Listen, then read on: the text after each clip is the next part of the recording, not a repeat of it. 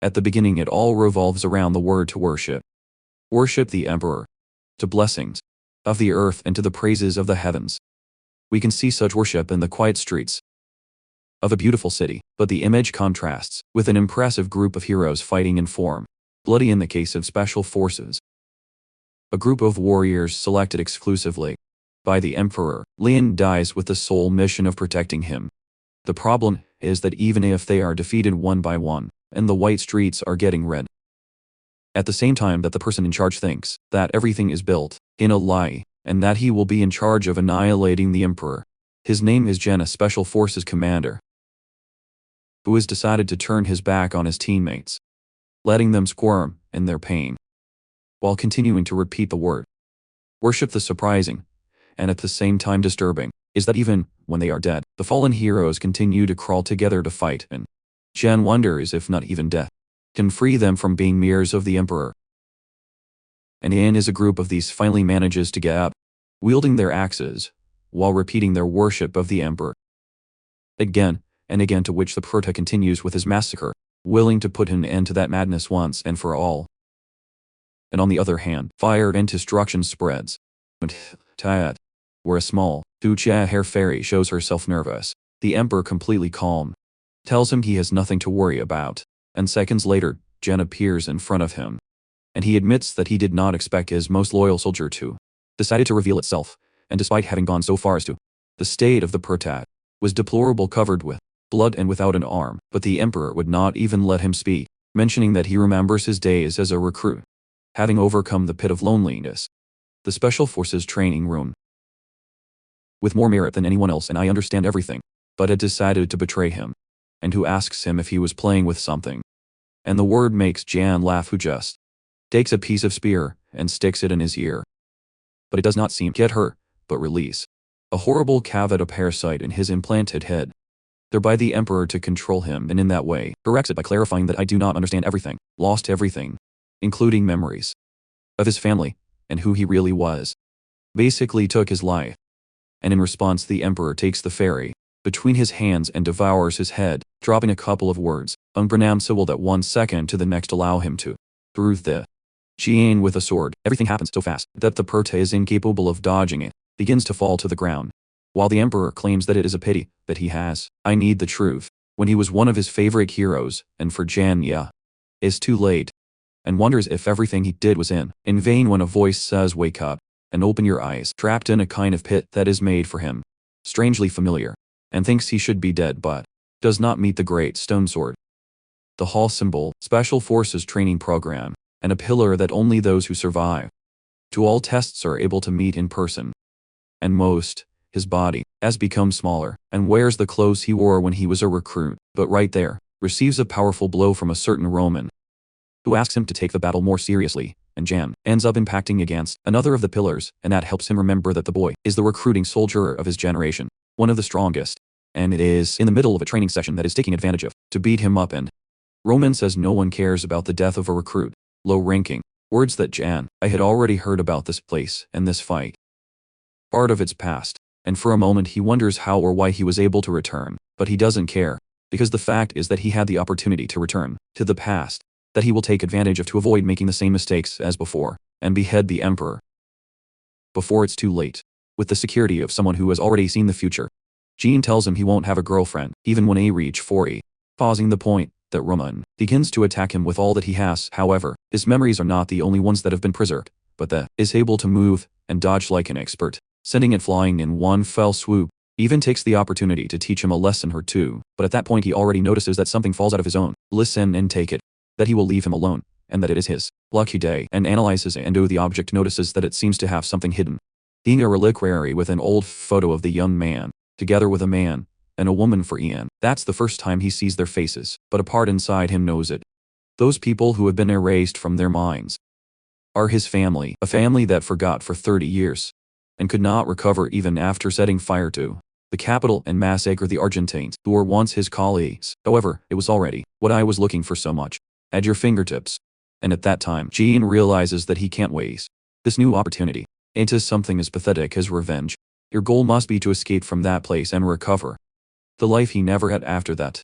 Dean remembers some of its major exploits as a special forces commander. The fall of the fortress of Bernates of the Grand Duke North, and many more in its platoon, was the only one who completed the largest number of missions throughout history of the Empire, and he was at the top of these forces, which makes you wonder how he came out to the position of Purification Squad Cleaner, and as we have already seen previously, not that their battle skills are bad. In fact, they are incredible, but this one, Suri, works as a death trap. With more than 1,000 soldiers, that each other should be killed in order to live. It is said that at least 4 people die every day that are replaced, kidnapping children and innocent people or recruiting volunteers, who are sent like cattle from the training camp of the Dragon Guard, which works as a kind of labyrinth, and where every soldier receives its own identification number.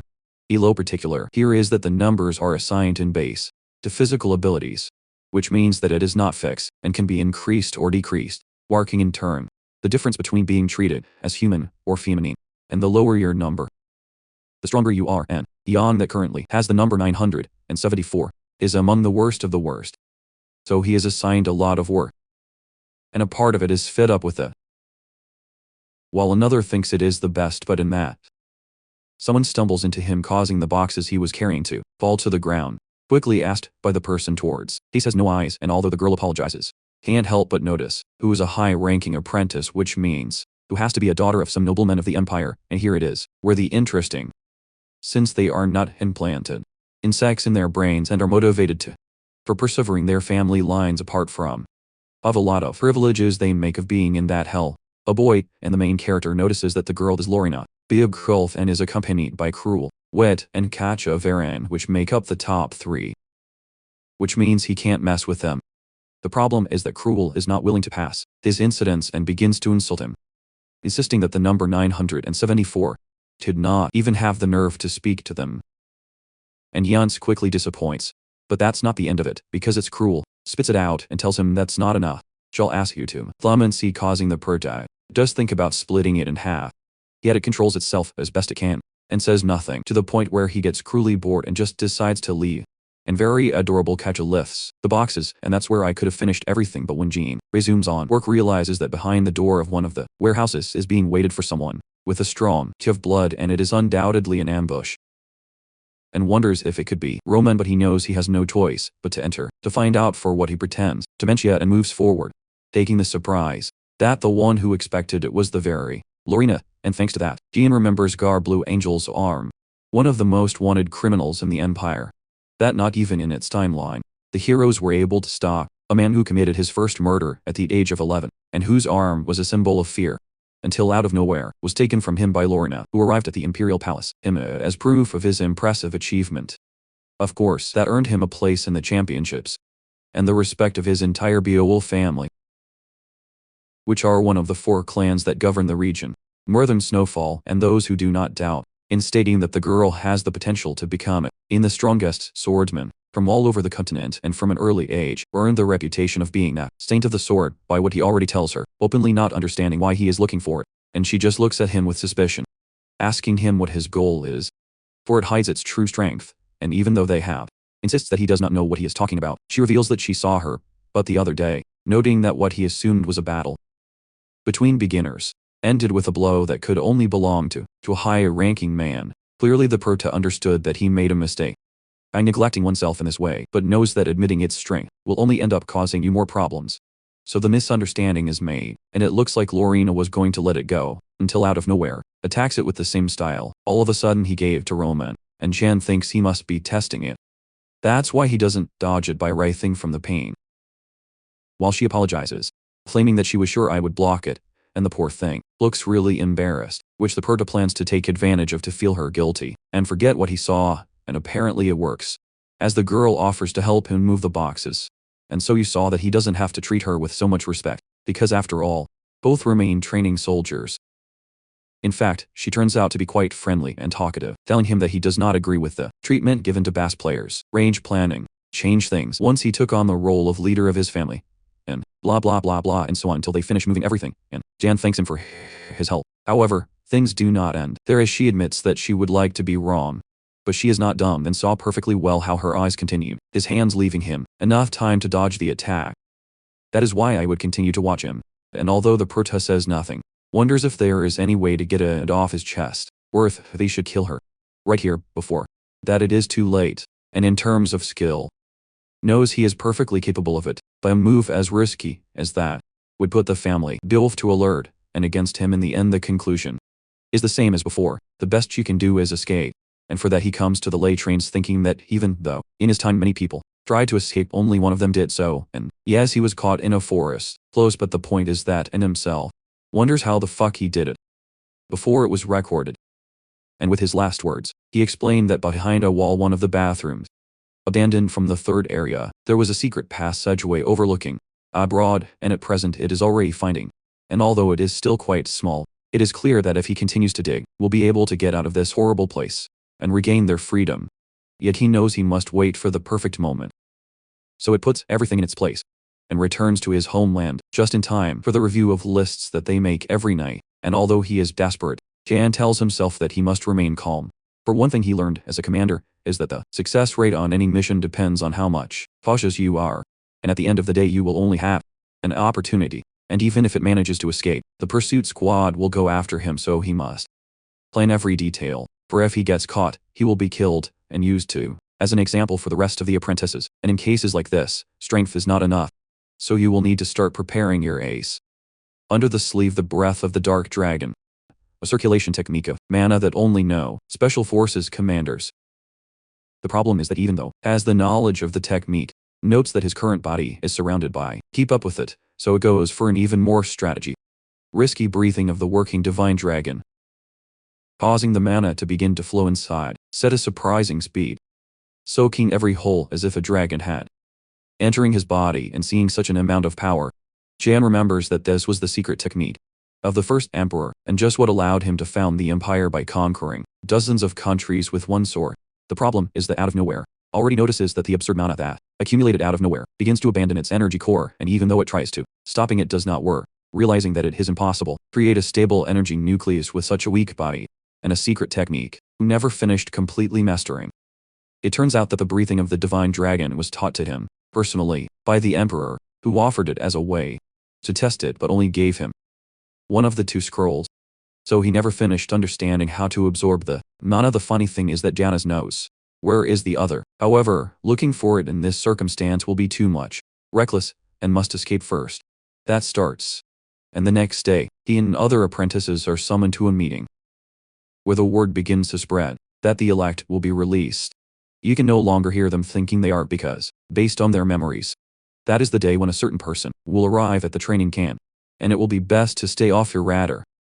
At that, Roman starts looking for it, but luckily they are sent to silence, all of them with a cry that leaves them almost on the ground, being an aura sound transmission, a technique that is where the voice is infused with mana trying to bend to anyone who hears it, depending on how strong it is, and the person in charge tells them that they are toys, without talent or status, a phrase that Jean recognizes very well and belongs to Damien, the commander-instructor of the Special Force Training Center, and a lunatic who will need to avoid whatever it takes. And the transmission technique of mana of voice is so powerful that two apprentices fall lifeless and are out of the room, while the others cannot do otherwise than trying to keep calm.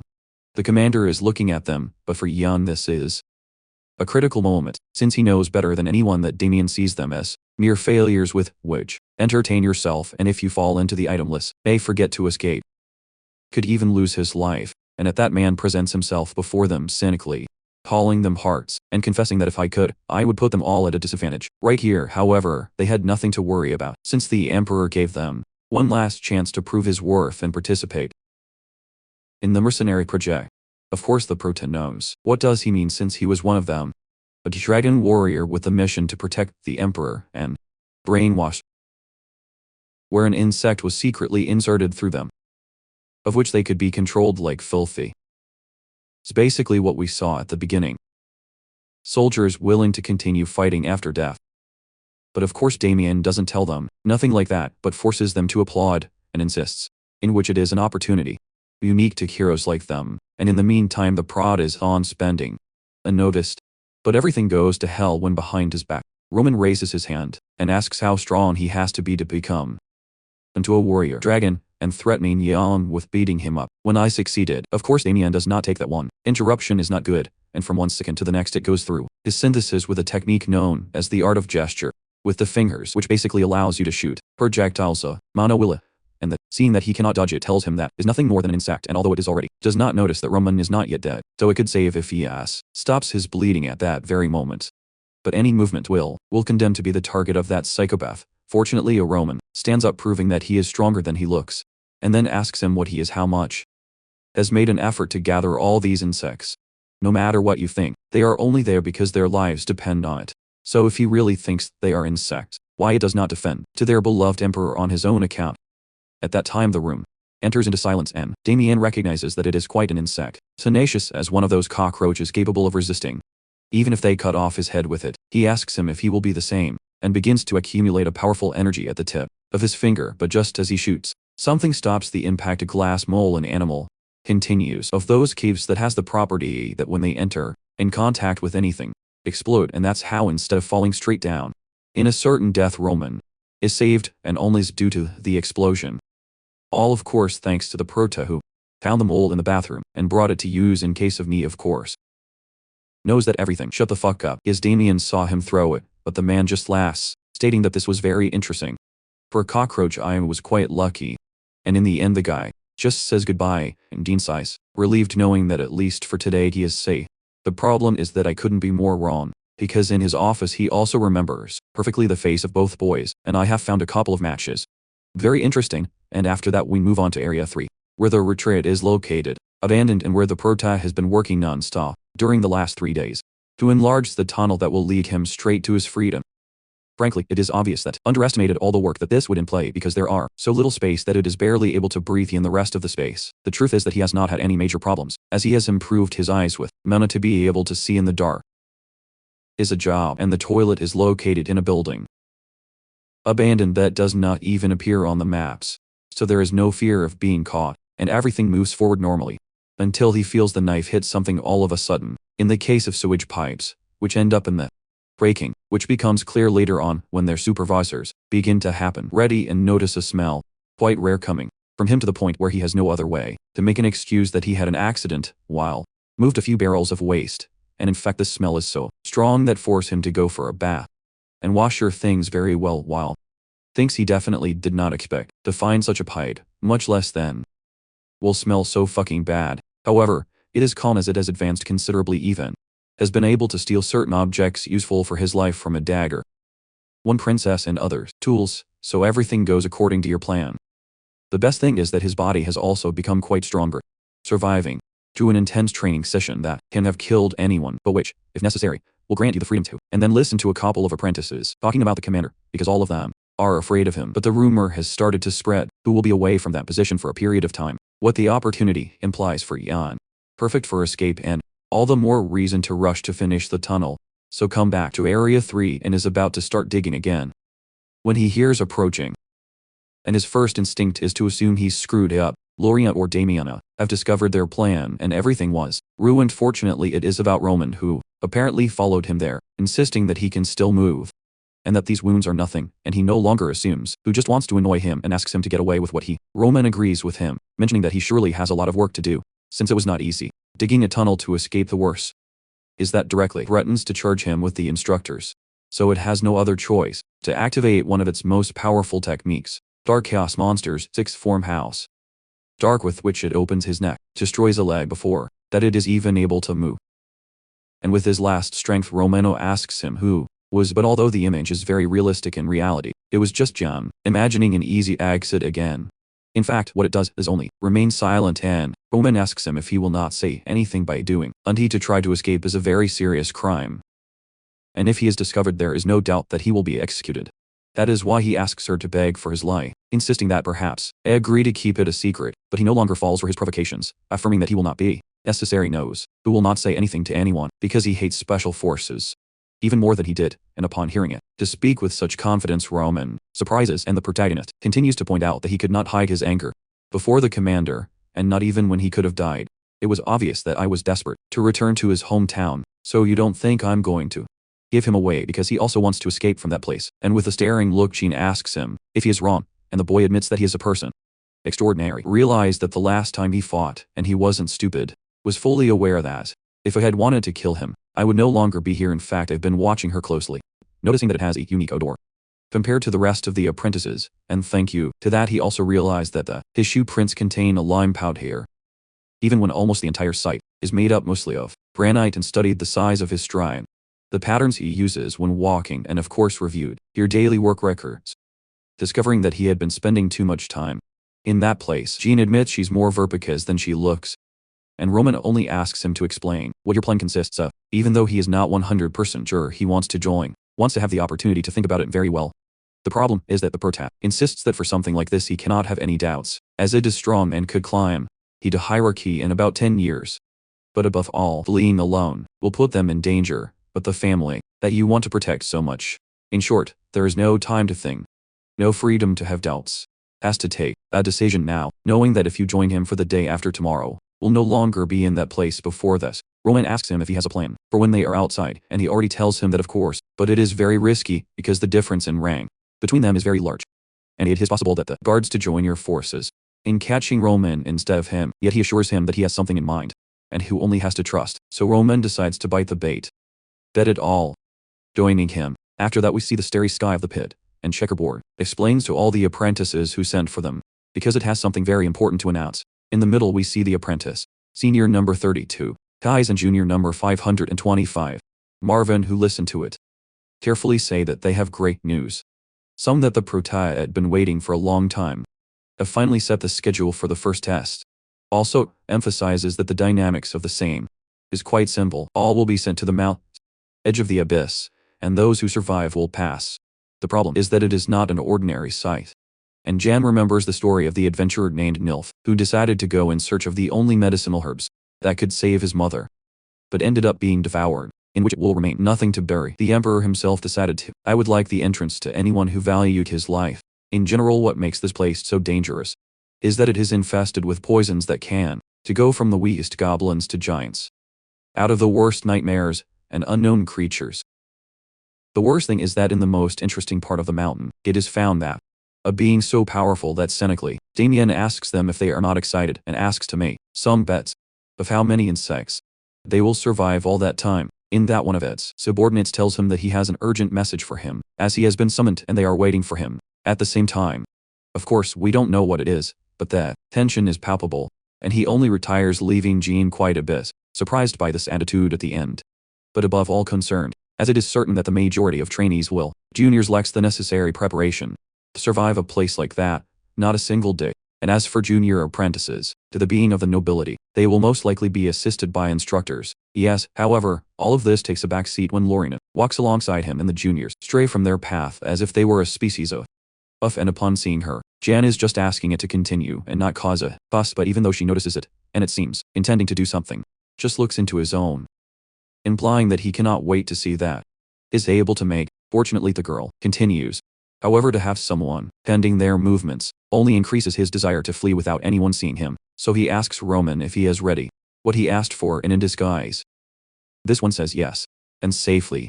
I'd already recommend keeping an eye on the great stone sword, because it is the last time you will see her, and for its part the proto. You know perfectly well the message that Damien received, since it was summoned to the Imperial Palace to present updates on suitors and apprentices and test preparations. This means that they should take advantage of every second of his absence, and that this will be the night that they will escape, and thus advance for a couple of hours, at the moment when the manager starts to pass the list, listing junior trainees one by one, until it is the turn of the, and seeing that he does not respond, he becomes serious, insisting that he will not tolerate it continuing to cause problems, and finally Jean answers, "Here I am," but the voice has not sounded since snow, but from his back, where a pair of hands break his neck, appears, initiating the escape plan. By the way, the surprise is that it won't be just him and Roman as they had said from the beginning, but it appears that he has been joined by 2 more apprentices, and all those who insist on hiding the body of the manager in a good place to ensure that they don't find it and buy more time.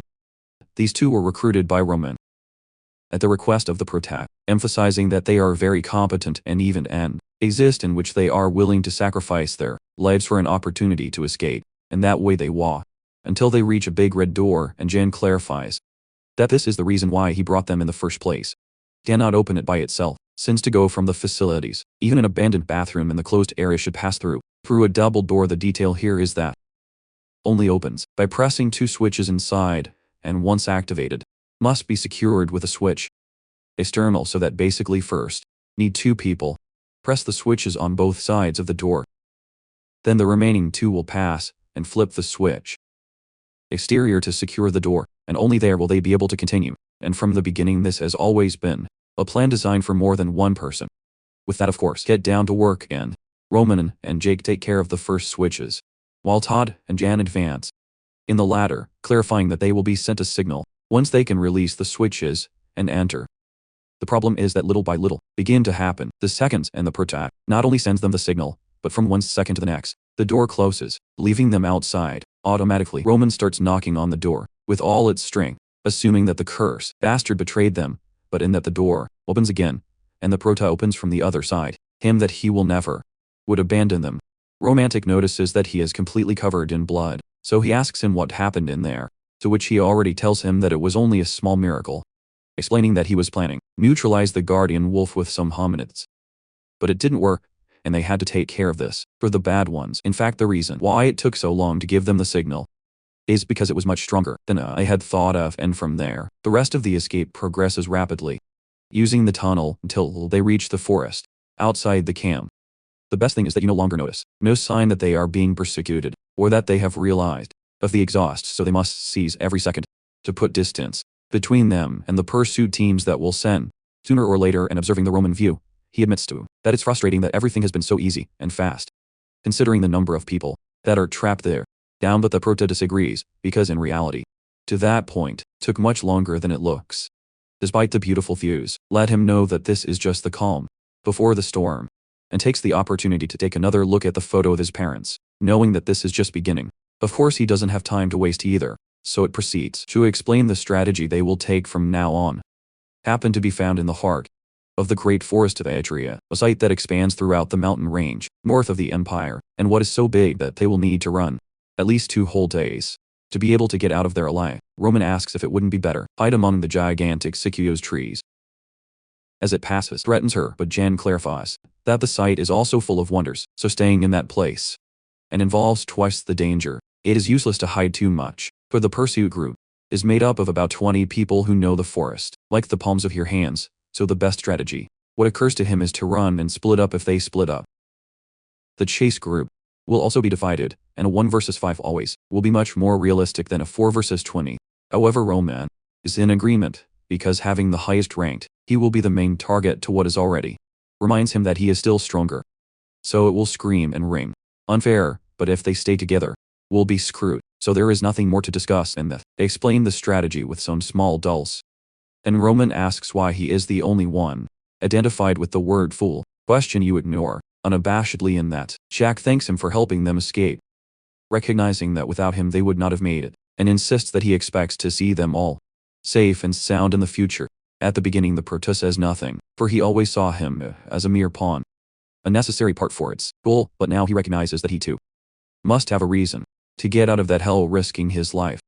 And its silence is noticed by Roman, who is astonished to see a small smile on his face. And in the end they leave. Of course, they will probably never see each other again, unless they are caught or end up in a similar situation to when they were recruited. And it sounds cruel, but in the end never to be seen again means that everything went well, so Jan acknowledges that he is not so dumb, and with a simple statement, we will never see each other again, the 4 of them run apart, desperately in different directions, and after a while, Jan announces that it is time to make his own move. So activate the divine dragon breath, specifically a technique called flapping of the wings of the wind that transfers its mana to his shoulders, and allows him to run at an absurd speed, as well as reaching the top of a tree in a single movement, contemplating the immensity of the forest that still it remains to be covered. Unfortunately, you notice that keeping up with that pace will be too much for your body, and has not even been able to complete the circulation of mana in a manner. But none of that matters, because it is getting closer and closer of its objective. Thinking about the kids feels something pathetic about the fact that they have had to help him, both as the leader of the special forces of the 5th Division. However, that weakness only motivates him to find out how quickly can return to its prime, and on the other hand, both of them can be managers. They already learn of the escape and complain not having received stalkers updates, insisting that they must be caught before the commander demented return from the palace. The problem is that it appears right there Damien, affirming that the demented has already returned, and even if it seems to be, that I was about to break it in two. His expression suddenly changes, and tells him not to worry, he was already quite busy, so let him take it upon himself to do his job. By the way, this guy is the director of the cadet barracks, so that he claims they will catch this without any problems. To which Damien asks how they will be brought back without incident. When incidents. And that's how it was before the guy can realize. Damien on hand, on his chest, with so much force that it crushes it against the ground, breaking it up, legs in, hundreds of pieces, and under the fear of the other's prison. Damien affirms that he does not know what they will do to bring them back. What he does know is that they are angels who are still have not been able to catch simple apprentices. Desperate, he asks you for a chance, but Damien crushes his head, insisting that he has no opportunity to give. The surprise is that reports one of his subordinates who sends for to the pursuit group, as he will be in charge from now on. Since there was a very interesting boy, the one he wants to find and back in the morning.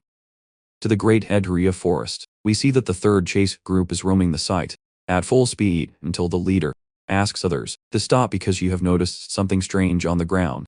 Automatically others ask him if there is anything else, or just in case, or the trace disappeared, to which he insists it is the opposite.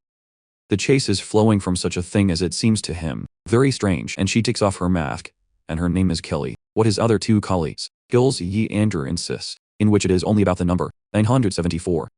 Fibrita, someone so weak that it makes sense that the search for is apparently easy, had found their footprints on the cliff, as well as evidence that it is going in the same direction, the typical traces that a pathetic apprentice should have. And desperate yet, Kelly can't get rid of the feeling that something is horribly wrong, but it tells itself that it, imagination, and seeing that the fog has begun to grow, orders that the best will be, press more to finish faster. And the others agree, insisting that 974 will be easy to, and that the real problem will be given by number 12. But everything goes to hell when out of nowhere, a figure appears behind Ender, lowering it to the top of a tree, without others noticing. With that there are two left, and when Giles finally notes the absence of his partner, is too late. Jana annihilates him with a single blow seconds later. Hilly turns around asking them why they make so much noise, only to find that she is completely alone. Two of his companions have disappeared without leaving traces, and quickly wonders how the enemy could finish them off in such a short time.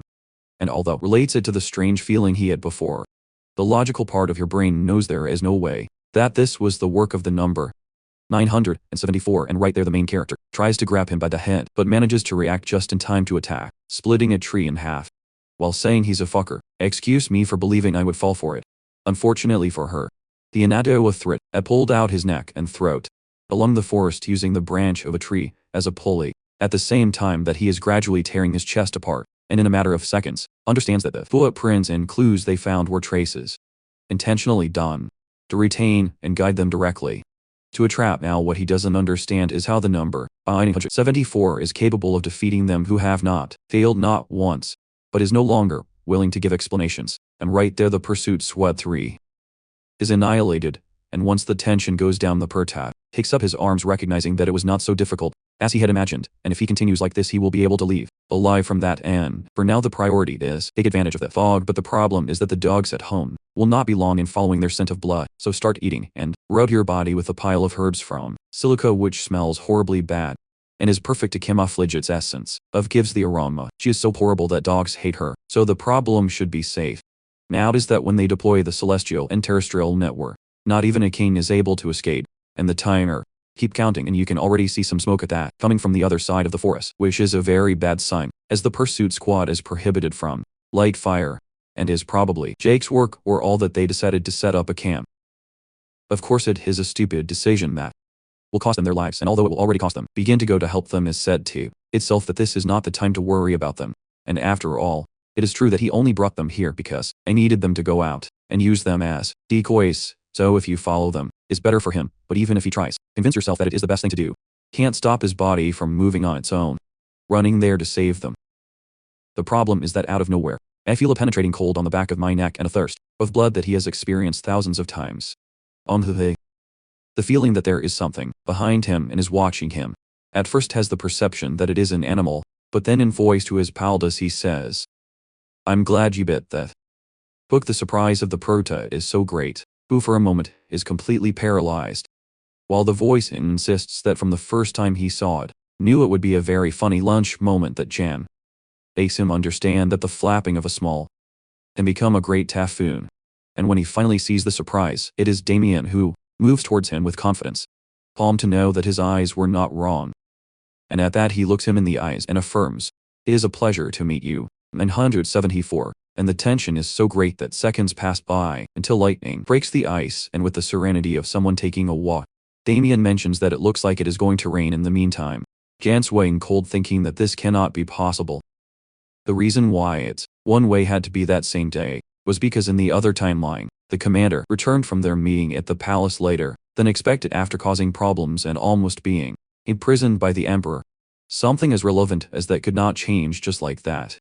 So he wonders if his actions twisted the future, which of all their interactions could have an impact as unsuitable as that. The meeting with Lorena, to have helped Roman, the people he had to kill to flee, even if they looked like small actions, was now a fact. That all these small actions had grown to ruin the future I had in store, and in that too, asks him if he's going to throw a mole at him again. Reference that Jean clearly understands, and it's the obvious sign that he screwed up. The commander admits that he was very surprised that time, and that he never thought he would launch it in such a short time, to the point where for seconds he did not understand what was going on. Not even how an apprentice could be so fast. The truth is that it was a great discovery for him. Find as much potential in a place where he thought there would only be insects. Of course, Jean realizes that he was deluded to believe that something like this would happen, and although he does not know how much the future has changed, this is one of the worst possible scenarios. And within the things that Damien knows is the fact that it will eventually become in one of the three great swordsmen of the continent, but that has not happened yet, and if you wish to kill him is now or never.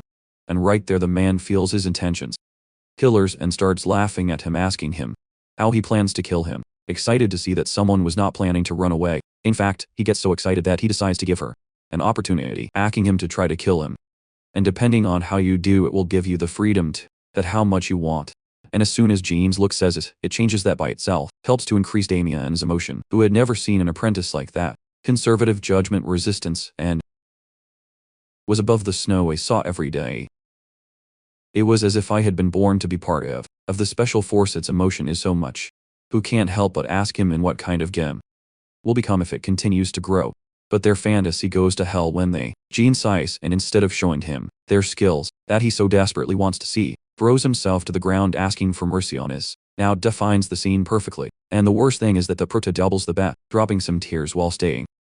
Who was threatened by the other to escape, who threatened to kill him and did not accompany her, and that she is relieved to see him because he knows he will help him. Damien asks him who is responsible, and Jan insists, which was number 12, but although plays along, doesn't believe him, not even when he keeps going with the theater. And no, Damien already knows what his goal is, so that it manages to stop the prota attack just in time, stating that it would not go down the guard with such a silly strategy, and in a way attack it like this recklessly makes you feel more disappointed than the whining of before.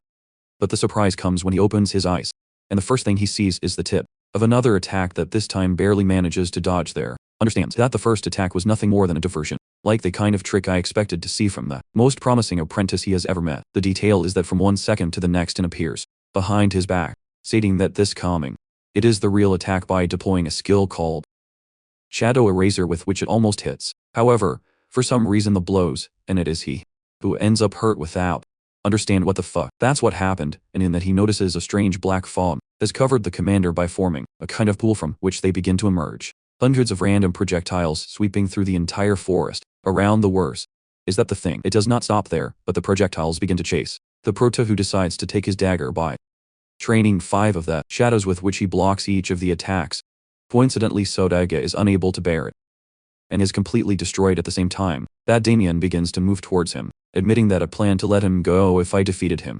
But that could no longer be done because he is not willing to let go of a monster. As much fun as he is, and the guy is so crazy, he admits that he will not tire of playing with it for the rest of his life. But the interesting comes when they give notices that his clothes were destroyed of the last blow, revealing a kind of symbol tattooed on his chest. At first it does not identify it, but we move on to the past.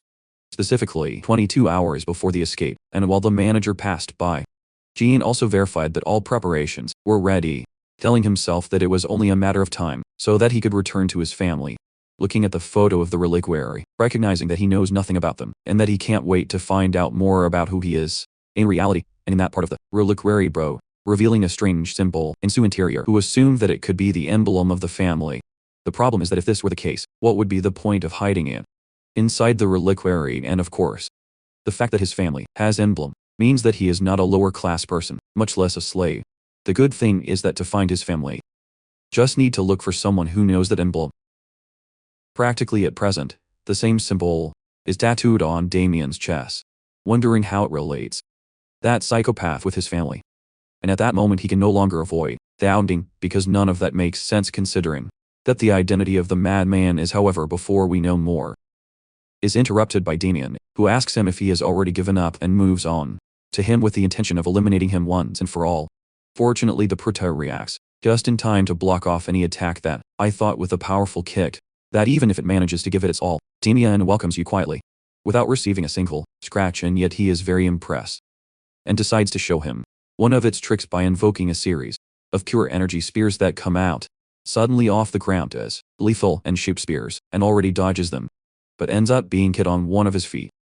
Realizing that the commander is not using all its strength, and she was fighting as if she was playing with him, and instead of disturbing him, he thinks he should take advantage of Hemi slip to escape.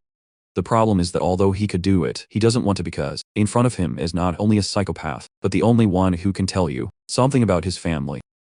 Information that now exists, the possibility that they are noble, will be vital. And it turns out that in the not too distant future, a massive will break out across the continent called the Armenian, which will end with the collapse of 10 kingdoms and the elimination of many nobles. And the will be so great that even the family imperial will be in danger, but in the end, the emperor will be in charge of threats, annihilating the leaders of and their families. And the problem here is that the leader of that will be the illegitimate son of the previous emperor of which will not be known much because all records will be deleted. But it is the checkerboard himself, and at present he asks him what the fuck he's thinking. However, the fact here is that Damien is a member of that family, and will lead all members to be annihilated, including his parents, and in a nutshell, fleeing is no longer a priority. What it should be is to stop for which he will need to gain Damien's trust, and do what you need. With that in mind, he confesses that he is impressed with their skills, that the total leader of the special forces will surely be impressed by his work. And these words have an automatic effect. And from one second to the next, Damien grabs it by the face to throw it against a tree, as if it were a mirror, destroying part of the forest, and asking him if it is, joking and lying on the floor and dead in pain. Damien tells him that he is wasting his potential with such a reckless big mouth, but Jean doubles the gamble by insisting that his mouth has some good things to say, as the weakness of the total leader of the special forces.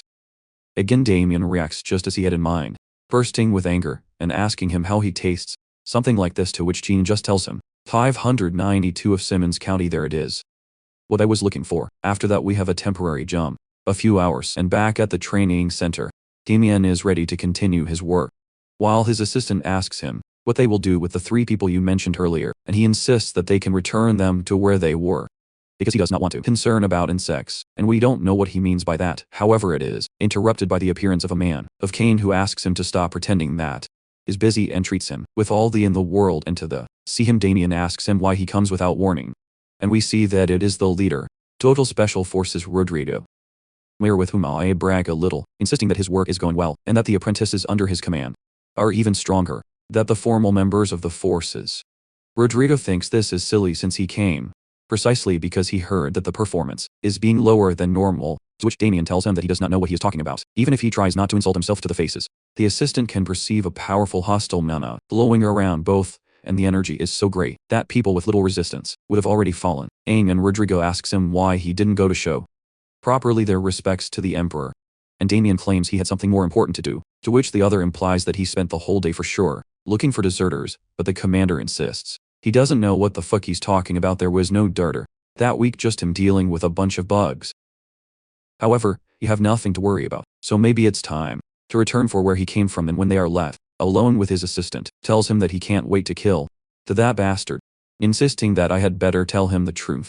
And there we see that his current assistant is none other than the Pertat, who takes off his mask, him that he has nothing to worry about. As soon as you start investigating, you will be able to verify that everything he said was right, and that's it. In your office, begins to tell him that even when the street 592. Simmons County was always deserted and abandoned. That was the site in which he lived and grew up. There were not many children.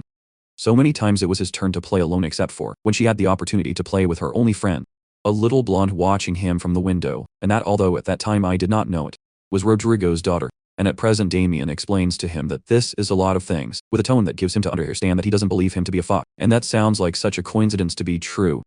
Of course we know it is not true, and the same. Dan is aware of this. Sure, someone like Damien, I would not fall into a lie as unconvincing as that, and the detail is whether to lie or not. Its mission is to believe him, and taking advantage of the fact that Damien and Rodrigo have a close relationship, rivalry that has spread over the years, has to take advantage of it. For their part, they have already started looking for the girl, and of course they have not found the alleged address. However, the protagonists just need to keep the lie or a little more. What matters here is that Damien's hatred of Rodrigo is so big that it is thrilled with a simple mention, in a way to defeat him, being basically a weak point that he must exploit. And with some doubts Damien asks him if he is serious, will be able to achieve something. Attacking the girl, and already tells him yes, continuing with the Chinese tale, that the girl is supposed to, has always lived under the threats of his father's enemies, who seek to her in order to blackmail the man. The key part is that according to this of the protagonist, Rodrigo always falls into such threats. Because your daughter is your weakness, to the usual point, keep an eye on it, and move it from house to house, under the protection of special force of course. There are many lies, and Damien seems to notice it. Mention that it's ridiculous how everything fits perfectly, to which without a shred of shame, Dean tells him to trust, because the of luck seems to be smiling. For the first time in that give me the spear, a pencil enhanced with Manhwa, what basically makes it in a bullet, and although the protagonist managed to dodge it, asks him to stop joking, for there is also the possibility that he is nothing more than a spy, sent by Rodrigo's fucker, and gathering the patience he does not have. Jean keeps his cool, says he understands why he thinks so, but sometimes he plays take advantage of all those coincidences, and take the pieces of the puzzle, and put them together. And those memories of when I was young, the head's family relations, the power structure within the special forces, and the rivalry between the two. There is data that fits, also that they may seem untrue, but that they are only pieces of those puzzles. Complex they call reality, and in their mind Jam thinks that's fair, what he's been doing all that time. Collecting memories and information for, or in addition. Insists that if it were, Rodrigo's spy would not have had to risk his life escaping from that place, since it is only information that has been stored as a trump card in case his plan to flee. And this new approach would fail, makes Damien let your guard down a little. The old strategy of mixing lies with truths, and creating expectations and disappointments, to create a perfect balance between doubts and confidence that will keep him in the palm of his hand. And with that ready, the only thing he has to do is, without tipping the British balance in its favor, so that mentions that he has been researching on his own, and found out where the girl is, of hope to which Damien will have to hold on in exchange for trusting what he says. And at that moment the guy contemplates life, and although it seems finally have your doubts, says that perhaps luck is on his side, and that he will be able to continue talking of that another day, and Jan thinks that for now it is a step in the correct direction, and retires while Damien takes advantage of to review the records kept by the protagonist, discovering a very interesting fact. However, these remain doubts as we move forward by 1 week, to the mountains of the edge of the abyss, where it officially begins the special training exam. Here it is worth it. Remember that this is no ordinary site, but the home of various types, poisonous whose hazard levels it would be ridiculous to underestimate. For example, there is the goblin of the swamp that, although a group of apprentices manages to defeat them without major problems, their mistake is to rely on the assumption of that then the mountain is not really a big deal, and one of them tries to keep calm, but they realize that apparently already ended all failures flows by, so they assume you said the rest of the week will be bread and butter, and then the one who seems to be the leader tells them that they cannot forget the other two criteria of the evaluation, since it is not only a matter of reactions, as Damien had announced at the beginning, but they also have to hunt herbs and collect the magic stones inside them. That is, and even if they survive, their classification will be determined by the number of stones, and as they get more they could rank up and surpass the 4 great families, and words more words less, must move forward. But just when you release that last statement, a giant hand appears out of nowhere, breaking his neck, and leaving the recruit. Number 320. Tis the other 2 boys. Watch the scene without being able to believe it, since they did not see it coming. Something so big, but we see that it is a golden ogre from the Great Temple, a super dangerous creature capable of hiding its habitat with magic to approach his prey, and desperate boys try to run but manages to use his lifeless body of his friend as a projectile, throwing them at such a speed that end up being eliminated as if they were of a bowling game. Damien watched the scene through a kind of crystal balls. The other apprentices that the 30 members selected to go first and have been annihilated. So he asks for more care, not to have to take charge of so many corpses, and also announces that from here, we'll send 50 people every 5 minutes. And the nightmare begins, where you can already see that the bastard looks like be quite satisfied, not only with the massacre, but with all the research on Rodrigo. And here, we see that the whole thing about him having a daughter is not really because it is a fact that the prota knows about the future but doubts that he can find information relevant to defeat it. Yet what matters is that it is approaching him, which he has to take advantage of to become stronger, and to consider it necessary as an ally. That is why for Jan, this test in the mountains at the edge of the abyss is not really a problem, but an opportunity to become stronger and find the 2 hidden treasures that in this era have not yet been found at this location. And if he gets them, his growth will be growing. But out of nowhere, things get weird when Damien asks him, to its assistants, if they are sure of what they are saying, using a tone that implies that something rare is happening. And out of nowhere, this is the knee, and it appears right there, the legitimate ruler of Cavalon, the heir of the noble emperor, the Lion Prince Cavalon Yao. Watch everything in slow motion, remembering that according to his memory, about 500 apprentices will die in this first round of the tests, but that there were none. Remarkable anomaly, so it makes no sense for Lone. The one who tried to kill appears out of nowhere. Clearly it is a timeline anomaly. But for the prota, that man, it is unmistakable, was the face of the person who used him as a toy before he died. Of course his look is very different to the last thing you saw on that occasion. But when Lion presents itself with apparent kindness and everyone kneels before him, and no longer avoid looking at it with eyes full of bloodlust, the surprise is that out of nowhere, Leon assures them that he is willing to release anyone to ask to get out of this hell, promising freedom to all those who have already been brought by force. And at that moment Jean's face goes from hate to genuine surprise, because it is nothing like it. The Lion I knew, and in the past already, I saw it every time it was time to report their performance in any mission. And although he never treated him particularly poorly, always made it clear that he did not care about abandoning the warriors who fought for the empire. On the contrary, always affirmed that the world, it was like a game of chess from slaves, Argentine commoners, and even the nobles themselves.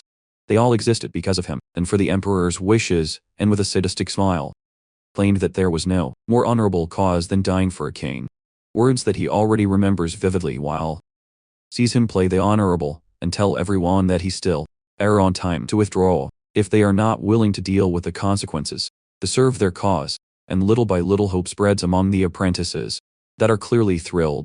And at that point he even turns to talk to Damien, insisting that there is no need to carry out such an ethically questionable test. And when Damien tells him that they do it to protect him, claims that this does not make sense because the emperor exists to protect the people, not to be sacrificed for him.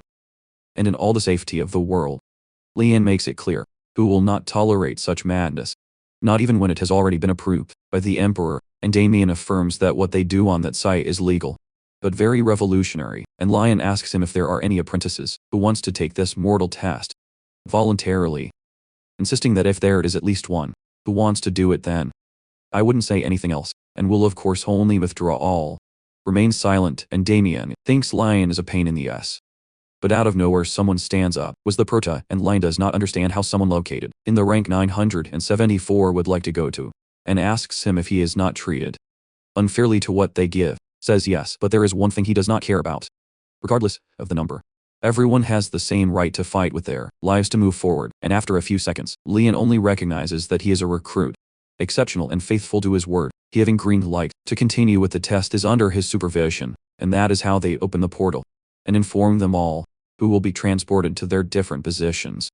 And when it's Chan's turn, acknowledges that Lion had never come to this site before, and his attitude is completely different from the previous one, so now also have to find out what the hell happened to him. Is just as in the instant later, arrives in a deserted area of the mountains, happy that its hands and feet are intact, which is one of the effects, secondary risks of teleportation, as the place is practically empty. The first logical step is to search for something to be able to use as a weapon, but cannot avoid, distracted by the smell.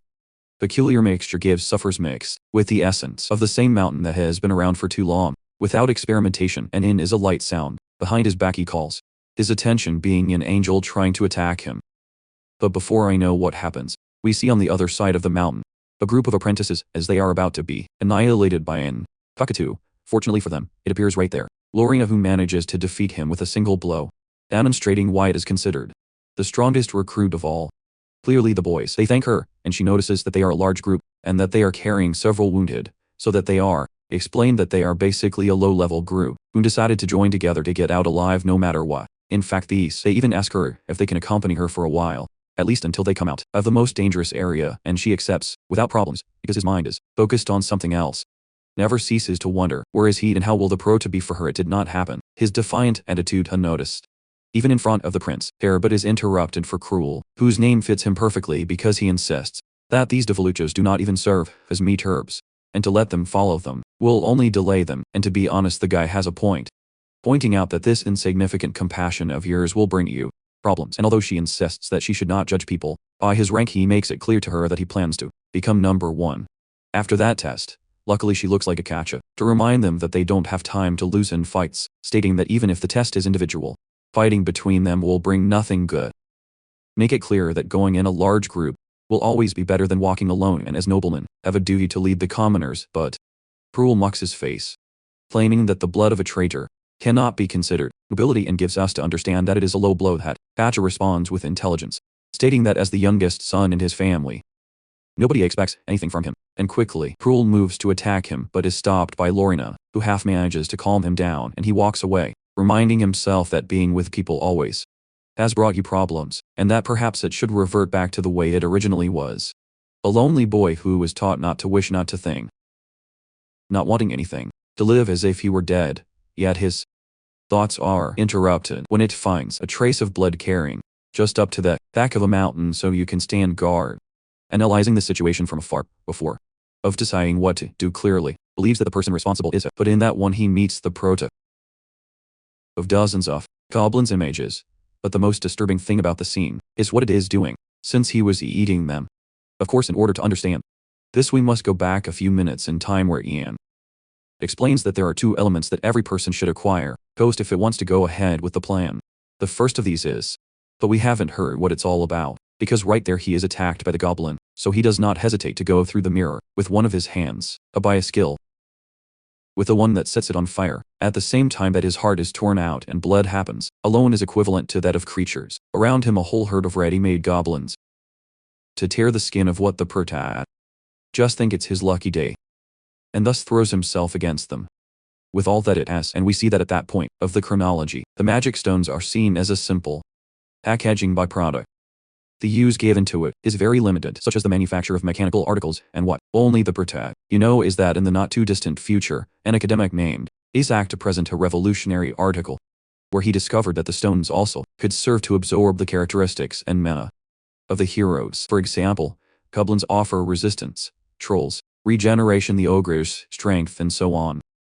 At the beginning of his career, was very controversial in the community, ensuring that toys and humans have different ways of manipulating mana, and asked for proof, to which it was only removed the tunic, revealing a physique worthy of a beast. And from then on, people began to seize as a valuable resource to strengthen, with a very simple method of absorption that was to eat them. That is why in the present day they no longer doubt, begin to devour, one by one, the stones of each enemy that defeats them, trying to eat the mana and breast in a 2-to-1 portion, to take advantage of its properties, in falling stiff from the toxicity of its meat. Taste almost as bad as risk, to do so without adequate preparation. Rian knows he has no time to waste, taking advantage of the dragon's breath to neutralize any extras. The only problem is that, as it goes, by eating you realize that he will have to take his time to do it correctly. But just as I was about to give the next, Pike is attacked by Cruel, who sends him flying at once, stating that despite his gloomy appearance, he is still a weakling of the 900 rank. Your confidence fades when he realizes that Jan is safe and sound by expressing to him that compared to the Greeks there, he is nothing. Of course, Cruel assumes that he did nothing to him as a matter of luck. He insists that I had already heard about barbarians like him who eat cigars, but is willing to spare his life if it delivers all the magic stones he has collected so far, and already tells him that he can't do it because he has already eaten them all, not wanting the situation to escalate. Yet everything changes when Cruel continues threatening him, and after verifying that no one else is there around, the prota decides he can have fun for a while with a direct hit to the shoulder. In fact, the beating is such that Cruel begins to remember his past in the mansion with, confessing that at about the age of 12, realized that most of the people in the world, so he thought he would end up taking over as heir to the family. Coincidentally, it couldn't have been more wrong because his older brothers took the place, instantly sending it to a special under the pretext of supporting their education. But in reality only, they wanted to get him out of the way, and from that moment on, he developed a deep hatred for him and his family, and any person seeing them as lower extremities that I could once get out of that damn place. I would dedicate you to eliminating them. The problem is that even so, here he is defeated by a nobody, which moment later I take it to the ravine of the snake, one of the most dangerous areas of the mountain, which the reinforcements do not even reach, guiding him with a dog collar and forcing her to carry the bodies of the creatures he has been defeating along the way. And unable to believe what is happening, Cruel goes on to repeat that he is the heir to the family, wit and blah blah blah blah, but the protag is tired of listening to his. He cries and pulls it out of the chain, asking him to shut up and walk. Cruel asks him why he is doing that to what they Jan claims it is a gentle punishment for someone who threatened to kill him, and refuses to say more by throwing a stone in his face when he. Cruel once again brings out the repeated argument that it is the nobility and is therefore forbidden to touch a single hair. The blow is such that it finally Cruelly wonders, who the hell is that guy really? Thought he had simply been neglected because of the sudden of the attack, and now it is more than clear to him that this absurd facility to defeat him was no coincidence. Thinks he has never imagined it happening in his life for such embarrassment, and thinks that the Perta insists that an will be enough to fix things. Cruelly refuses, mentalizing that when he regains some strength, will be able to annihilate it with his own hands. The problem is that Jan feels his bloodthirsty and imposingly asks him if he should beat him up to leave him. Things very clear, which is enough to make it Cruel decided to give up. At least for now. That is the Perta is quite intrigued by the boy, recognizing that although it has a subtle aura, its leadership is scattered chaotically, being the only energy in the world capable of to transmit that same sensation in any of the timelines. It turns out that in Manhwa disciplines also, there is black magic, which harnesses the power of the arrow to launch curses and enhance attacks well, either with weapons or with fists, and users of black magic advance much faster than normal warriors, with the side effect that their minds and bodies are gradually healing until they are devoured by snow, losing all control about themselves. That's what happened with Cruel, who in the other timeline was known by his nickname the Bloody Celestial One, famous for his actions to become the largest representative of his family, and Jen wonders if the status of his mana is what will facilitate his fall into black magic. But his thoughts are interrupted by the boy, who asks him to take off his necklace, because after all, has nowhere to escape. The Prota accepts, stating that he was going to say so anyway, as they had already arrived at their destination, showing him a kind of palace hidden underneath the cliff, the place where he sleeps. The true treasure of the mountain.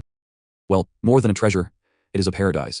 So he orders him to throw the lifeless bodies of the cruel goblins. Still obeys, without understanding what he is doing, to which the Prota recommends that you do not look back, and jumps through the portal. Right now, things are about to get complicated. And at that time we see the bottom of the cliff, where the bodies of fallen goblins remain completely intact. The strange thing is that little by little the blood spilled begins to move on its own, to form a pattern. A magic circle that is activated, and out of nowhere, asked who it was, and a sinister silhouette answers. The one who possesses you. In horrible screams that can be heard all the way to the top. Frightened, Cruel asks the Prota what the fuck did he do? But this one tells him nothing. He was the one who did it, but nothing. It does not matter, since it is already in that we see the sinister being starting to advance by appearing in a dark day that sweeps everything in its path, while ordering them to offer their souls. And on the other hand, Tacha asks her if Laura felt what had just happened. And he says yes. A mischief unbel has begun to spread all over the mountain. And they both notice that it is coming from the ravine of the snake, so they wonder what could have happened there. And above all, that Lerner is strong enough to have arrived to that place, and Lorena analyzes the situation and tells him that there is a change of plans, turning to the rest of our colleagues to announce that they must return to the portal right now. No matter the proof. It didn't matter the magic stones if they wanted to make it out alive, of that he could use to go back to the training camp. And Katja asks them if they don't have pants about what is happening, and she confesses that yes, it is because it is Ally of Evil who feels to match the Duke's strength. Beowulf, one of the 5 fingers of Empire. In a nutshell, whatever came up could not even be stopped by instructors, and much less for her. In fact, this becomes even clearer when we move to the base of instructors on the shore of the mountain, and one of them notices something strange, but they do not have time to react, because they are instantly annihilated, while the creature signs that it was not enough. A La Roman tries to prepare for what lies ahead. Sin embargo is burned with a flare that is spreading in every corner, and of which Lorena and the others begin to flee in a hurry. And in the middle of the road, one of the apprentices gets in the way, stating that a voice in his head is ordering him to dedicate his soul, and this is. But that doesn't even save him of exploding into thousands of pieces. Back some traces of blood that are grouping together, that it was into another circle on the wall, and out of nowhere the creature signs the unknown, in an aura so powerful that it almost breaks their heads in two. But the most impressive part comes from when the magic circle becomes a portal, that little by little a Karabarat creature begins to emerge, insists that he has found responsible for him from his sleep, pointing out that thanks to him, is back. But while he acknowledges that perhaps he should actually pay him, has come to collect their lives here, tell us that the greatest frustration among magicians there is the fact that magic is infinite but life so fleeting that those most greedy were dedicated to researching techniques to achieve immortality. As a result of some gave their souls to the homeland, winning the opportunity to remain on that plane as a creature, Alco especially, the lich or dead who hated all living beings. The problem is that according to see the creature leave the portal, Leonardo understands that he is not an ordinary lich, is one that has absorbed an innumerable number of lives. It makes no sense that a monster like this has appeared here, and on the other hand, we see that Roman fortunately is still intact, running at full speed with Jake, and all while observe perplexed, as all instructors are already doing lifeless on the floor. However, the thoughts of Roman go straight to the Prota, who before the start of the test insisted that he wanted to carry it out completely alone. He did insist that he had caught him something from the escape companions, so it had a very clear warning to him to flee direct to the portal. At the moment I felt that things were about to leave of control. At that time Roman understood what he was referring to, but seeing that massacre that is unfolding now wonders, what the hell is he up to, and what if this also forms part of your flat yellow par? The lich advances as the apprentices do, claiming that he has been awakened from his sleep, and Lorena prepares to fight, while giving them the order to start running to the next portal. Dasha tells her not to be so dumb and come with them, but the girl draws the sword with great confidence, ready to buy them as long as necessary. Instead asks him to ensure that the recruits are evacuated, so that no one loses their lives in it unnecessary. And even though the girl tries to refuse, she remembers the moment he was made to promise to move forward with a family lineage as the only. So start running, apologizing for giving in so easily. But she can't die in one place, and seeing that Lorena is willing to face him, the lich taunts her by her that immortal I could never defeat him. However, the girl is not a martyr, is sure that the battle is not completely lost. It turns out to have two very important tricks under the sleeve. First, the sword of Midtroll, known to be super effective against the undead, and the second remains in doubt, since in that, lich begins to utter a spell called a missile skull set, summoning dozens of mana projectiles, dark, that throws towards her at full speed.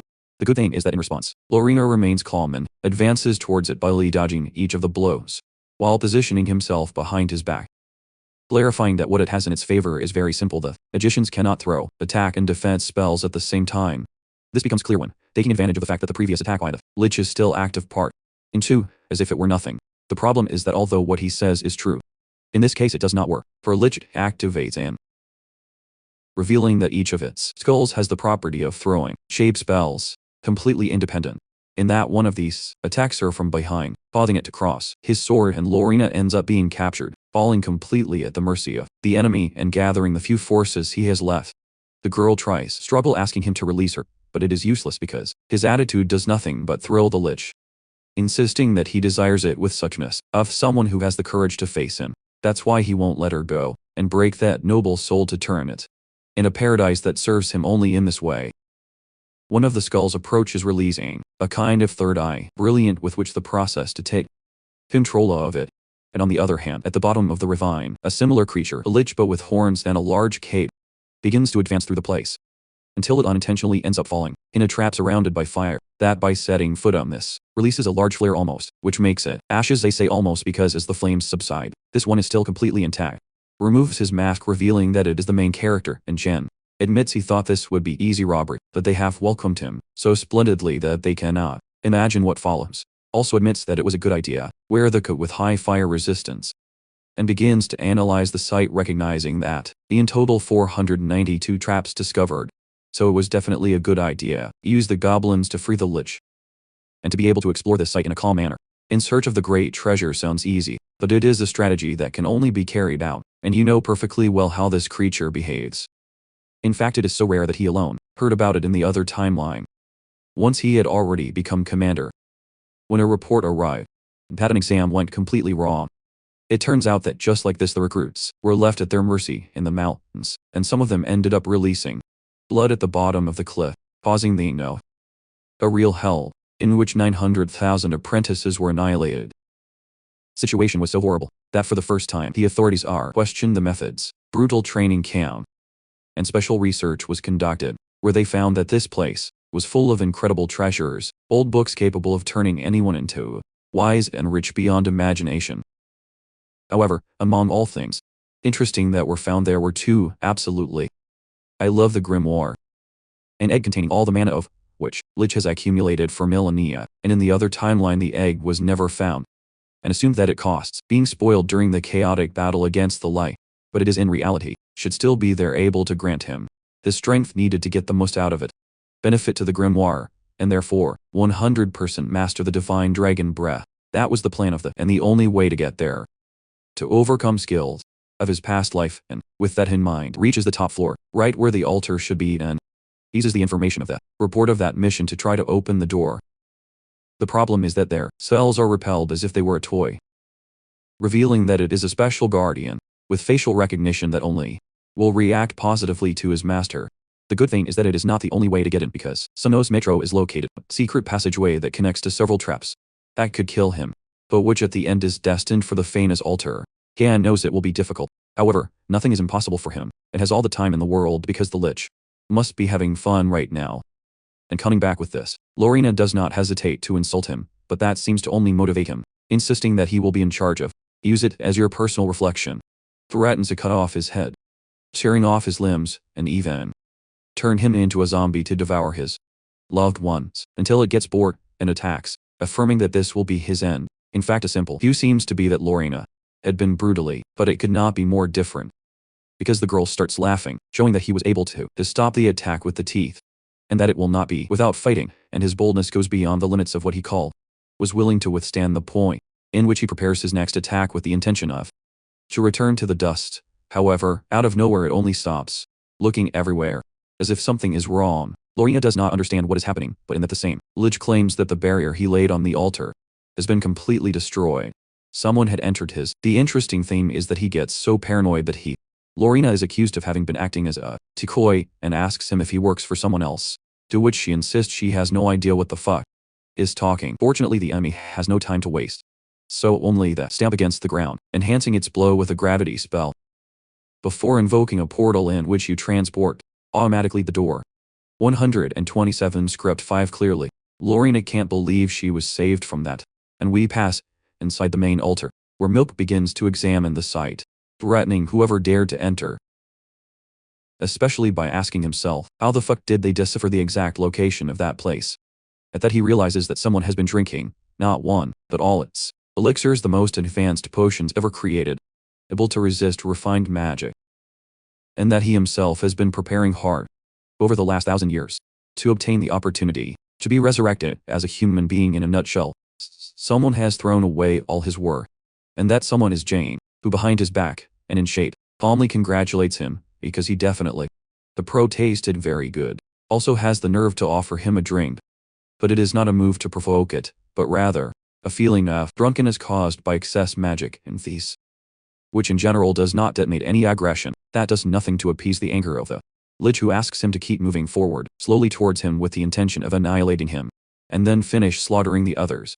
In response, Jean makes fun of him, claiming that he may have stolen from her, without his realizing it, through the secret passageway, but he was so lazy take that route that he decided best to end everything quickly, so as not to continue endangering others. With that said, it attacks her. The energy clash between the two seems to be very close at pair, giving him time to congratulate him for having collected such a large number of interesting objects, either because he sees it as an equal or simply out of anger. The Lich finally decides, introduce yourself, as Momo Sorcerer, who decided to voluntarily become one of the dead to complete his revenge, such as how he has spent more than 1,000 years working in its strategy, a plan that just went to hell for a rat. intrepid who decided to stick her nose in where it is none of your business and had to endure all kinds of humiliations on the part of an unfortunate man who betrayed him and stole everything. And even though he told himself that he would be worth it, wait for the moment to make it pay. But now everything was ruined in response. Jin just tells him that he is sorry, with the tone of someone who definitely doesn't feel it. So Leech throws himself at him with all he has, just to be surprised that the main character just need to the word stop to make it completely. I just moved the prince's body. Leech does not understand what is happening but joins the dots together, realizing that the cursed consumed the egg and therefore now has control over him. Not only that but has already used it to form a mana heart, an advanced technique that an apprentice should not be able to master. After that the Lich manages to break free and starts him while attacks with everything it has, and the Proto warns him to be careful, because now they are linked and it kills him, so he would also die in response. Leech tells him not to worry because he does not plan killing him, will only use his body as vessel to reincarnate in it and be able to go ahead with their plan. Because after all his body has already absorbed both the egg and the elixir, so it is the perfect alternative for what you have in mind. Already tells him that he doesn't really like the idea, but of course that is not something that he can decide, and the Lich boosts its attacks to the point where he has no choice but to use the breath of the divine dragon, and at that moment the Lich is all his strength, causing an alley of destruction through of which Jan just disappears, and he asks him if it was enough to knock him out of the game. But at that moment the Proto appears next to it completely intact, fleeing through the room at a speed so impressive that like she is barely able to keep up with it. Jan is also impressed, feeling how the mana energy circulates correctly in your body as if it were a simple breathing and wandering. And this is the real strength of the divine dragon breath. Had not been so easy as I thought, but with everything he did today, it is possible that he will be able to regain all his power that he had before he was reincarnated, and who knows, maybe he will become much more powerful than nothing. Encounters a dead hand which Lich takes the opportunity to achieve it, and even though killing him does not sound impossible to Jan, this acknowledges that it has already used all its weapons and tools, so it is not at 100% under conditions to face it, and your doubts create the perfect advantage. So that Lich proceed to launch one of his most powerful techniques. But this one is cancelled not by Jan, and not by the lion himself, who received the news of what had happened in that test, and he did not hesitate by intervening and end the threat in a manner sure tells the Proto that he no longer has anything to worry about. He will protect it, and as soon as the Lich estimates that it killed more than 100 apprentices, and he will never forgive that. As far as Jane is concerned, he explains that he ended up in this situation after wanting to face the Lich alone, and even though Lion insists that his guts, the time has come to retire and leave that in your hands, the Proto accepts, but unfortunately he had been waiting for him, revealing that the instructions that gave him romance of what to do in case that everything went to hell were a little more specific, since in reality asked him to inform the instructor boss of what was going on, and to give him the coordinates, all with the volume sufficient for the prince to listen, and who is surprised. It is the Lich who recognizes his presence and energy, asking him what relationship he has with a certain inferiority to what Lion does not understand, why he speaks so lightly about his majesty, and little by little everything begins to collect, sets, and the Lich understands that Lion carries the blood of Low World, he who lived by his side, to develop the breath of the divine dragon, but out of nowhere, decided to betray him in order to keep the technique, and of course, all the glory that would come with it. And in this way we can confirm that Bahamut is the famous first emperor, and the target of his revenge. However, to understand everything better, we travel to the past where Momo, still alive, and being one of the most respected magicians of his time, spent days studying the stability of the fluidity of the energy of the mana, as well as explosive amplification and the absorption capacity of the mana circle. 3 factors that worked and only one could create something outside of that world, and in order to solve it, Manhwa decided to investigate these elements, using his friend's body inferiority, and the result was a success, establishing a new core of mana which they would call Mana Heart. And at that time, Bahamut never hesitated to show his emotion, creating together a martial technique that harnesses the unique power of mana to achieve the impossible by seeing that the famous breath of the divine and conforming dragon. More research on the subject, Momo wanted to continue developing new applications, until one day Behemoth appeared behind his back, and with a simple sorry, his chest with the palm of his hand, and desperately, and still seen him as his friend. How he tried to ask for explanations but goes down. Mu just insisted that his role had ended, and even though he admitted that none of that would have happened without his help, but he knows too much, and a power like that should only belong to him, and in that way, Bahamut left him stranded on the ground to bleed to death, and it took years to in which Momo's body was turned into bones. Isin embargo, his soul did not die, but was able to keep it on this plane, gathering what little power he had left. And during all that time, the only thing that how conscious was the keen desire for revenge to offer. A punishment equivalent to the one who took everything from him. The problem is that at present, and despite having prepared for the moment of his liberation for more than 1,000 years, is pursued along its trajectory by a lion this show. And who turns out to be much stronger than it appears to the naked eye. The difference in level becomes obvious when Momo prepares one of its greatest attacks, and lion is able to destroy magnetic circles with ease. Absurd moving with a confidence, which undoubtedly reminds him of Bahamut, and in spite of that, Momo does not give up and continues to attack, taking advantage of every small opening to bring together new magic circles. But although the prince seems to impressed lion, so just needs to stick his sword in the ground to an impressive hurt alley, with which it cancelled all deer movements. And in the end the two of them prepare to launch the ultimate blow, in a brutal shock of energy that the Prota observes from a distance, affirming that to be able to fight on equal terms against the Lich alone shows that lion is on another level, and on that, notes that the manifestation of his sword is the same to that of a dragon, and wonders if it has to do with the breathing of the divine dragon, planning to seize the opportunity to see in detail the true power of his enemy, although a part of it knows he could end up fighting the lion in the future. The other tells him that the best thing he can do now is to escape, but the problem is that this last part says it out loud and is heard by someone behind his back who asks him where the fuck I was planning to go next. To him appears Rodrigo, who stops him by putting a steady hand on their shoulders and states that from now on is that things will get interesting. Jean thinks he made a mistake by forgetting that guy, and the worst thing is that Rodrigo does not hesitate to ask him how ranked, as low as he is, the 974, always seems to be involved in the center of events. And for a few seconds the Prota has no idea what to say, but he is lucky that Rodrigo prefers focus its attention on the fact that it does not use the honorifics by giving him an infinite sermon of how he should talk to his superiors. However, also explains that although Damien made an effort to hide the issue of the Li, he had already received a detailed report of the incident by one of his informants, who informed him that 3 of the 4 were captured in the forest without major problems. The rare thing is that the members of the pursuit squad who had gone after the weakest apprentice of all were found lifeless, to the point where Damien had to join the search, and Rodrigo looks the Prota in the eyes, stating that whoever has survived is to the search squad. It could have been a matter of luck, but to face Damien and Lich and come out alive, to tell it or not, and that the Prota tells him that it is not a matter of luck, since it is an ultra mega luck that has been accumulating since his path life, a bad joke he used to divert attention, before affirming that even he does not know how he is still alive after all that, and in 2 ways already asks him if he will be punished for having any luck. Waits Rodrigo's anger, who does not understand where such a low range can get such a conceited, and before things get even more complicated, they must already understand that perhaps they should help the prince, but the old man insists that they would only be a hindrance, and more importantly, the battle is so close that they don't even have room for intervention. Yet what really bothers Jane is that despite having consumed the egg, it feels which has not yet fully absorbed the mana del Lich, and thinks it should reactivate the mana heart to complete the process. But in that lioness runs to the Momo, who flees desperately, noticing that his energy has been growing for a long time, is being absorbed somewhere, in that he realizes that everything is work of the Prota, and tries to go after him by not attacking him directly, but using your last resort, a skill called Display of Aura, which is as rare and powerful that only the Emperor and the 4 clans rulers are able to use it clearly. Momo considers it a strategy, infallible to the point where he looks the lion in the eye, him that he is finished.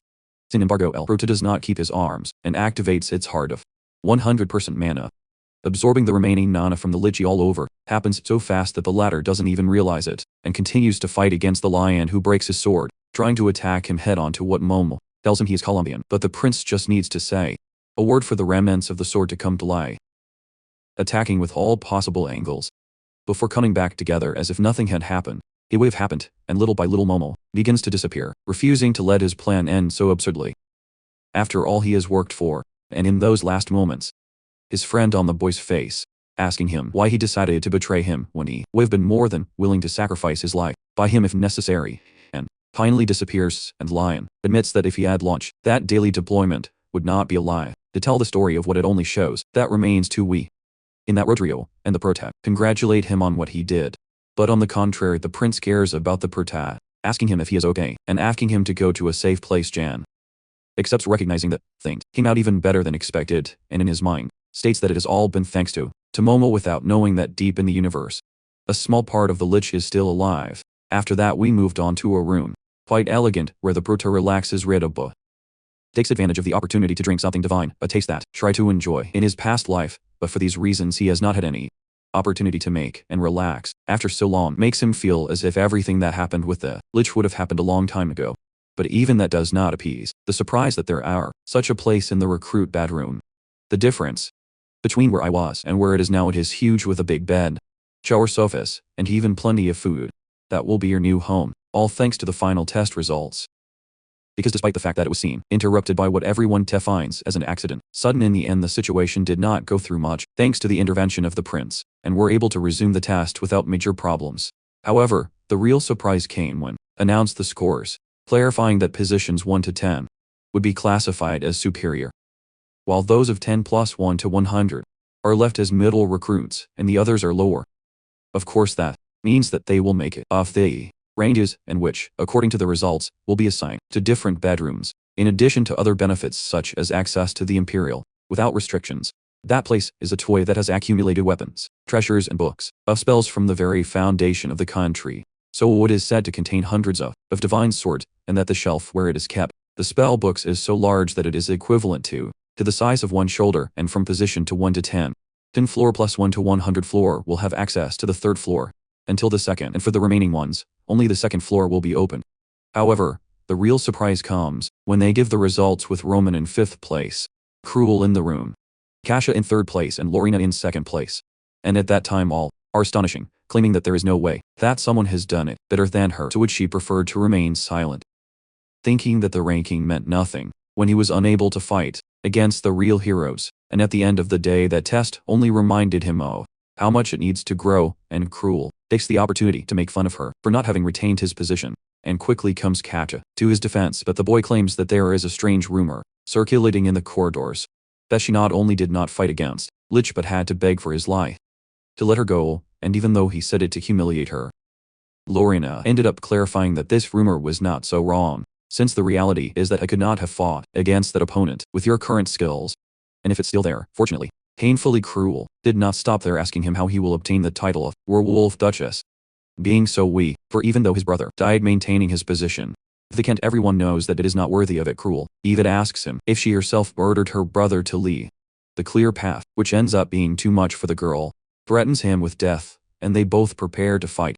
When someone stops a cruel man by talking to him through the ear, the detail is that this person does it with such force that he almost, and when the boy asks, who dares to disrespect him like this, announce that the first place, it is for nothing more and nothing less than Jan. The news cause even more indignation that the fact that Lorena has not maintained their position, because it makes no sense to anyone that the number 974 has been promoted to the first place out of nowhere.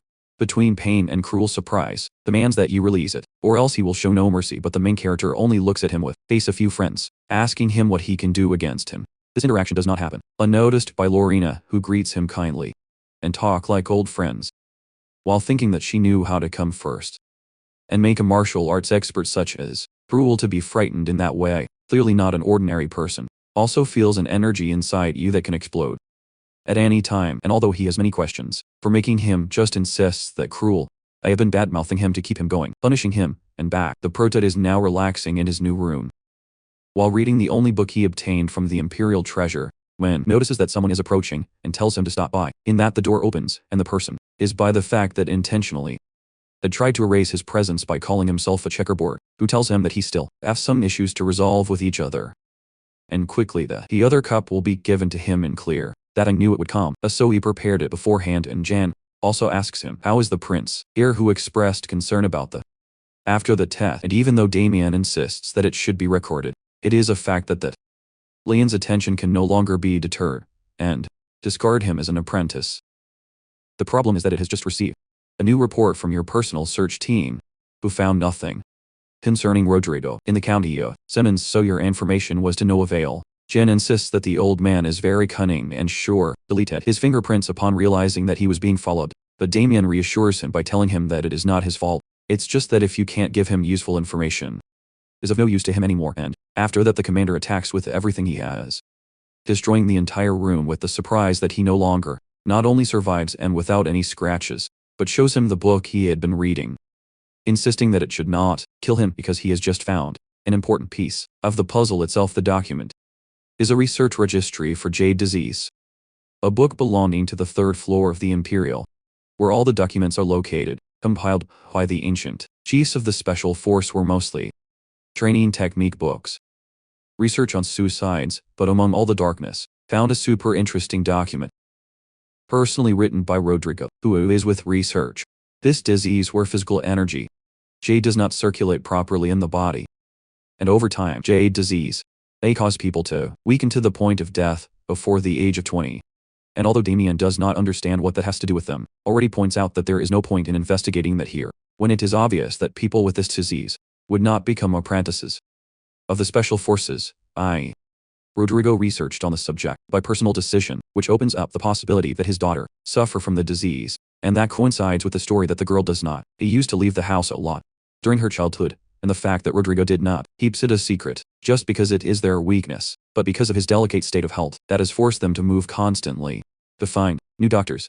The Prota insists that with this information, not only will they be able to beat the old, but will take control of your lie, insisting that keeping a patient with this disease requires an amount of money so absurd that not even Rodrigo could cover it with his own money, which implies bribes of all kinds. And for now the plan is to find evidence that diverted Special Forces funds.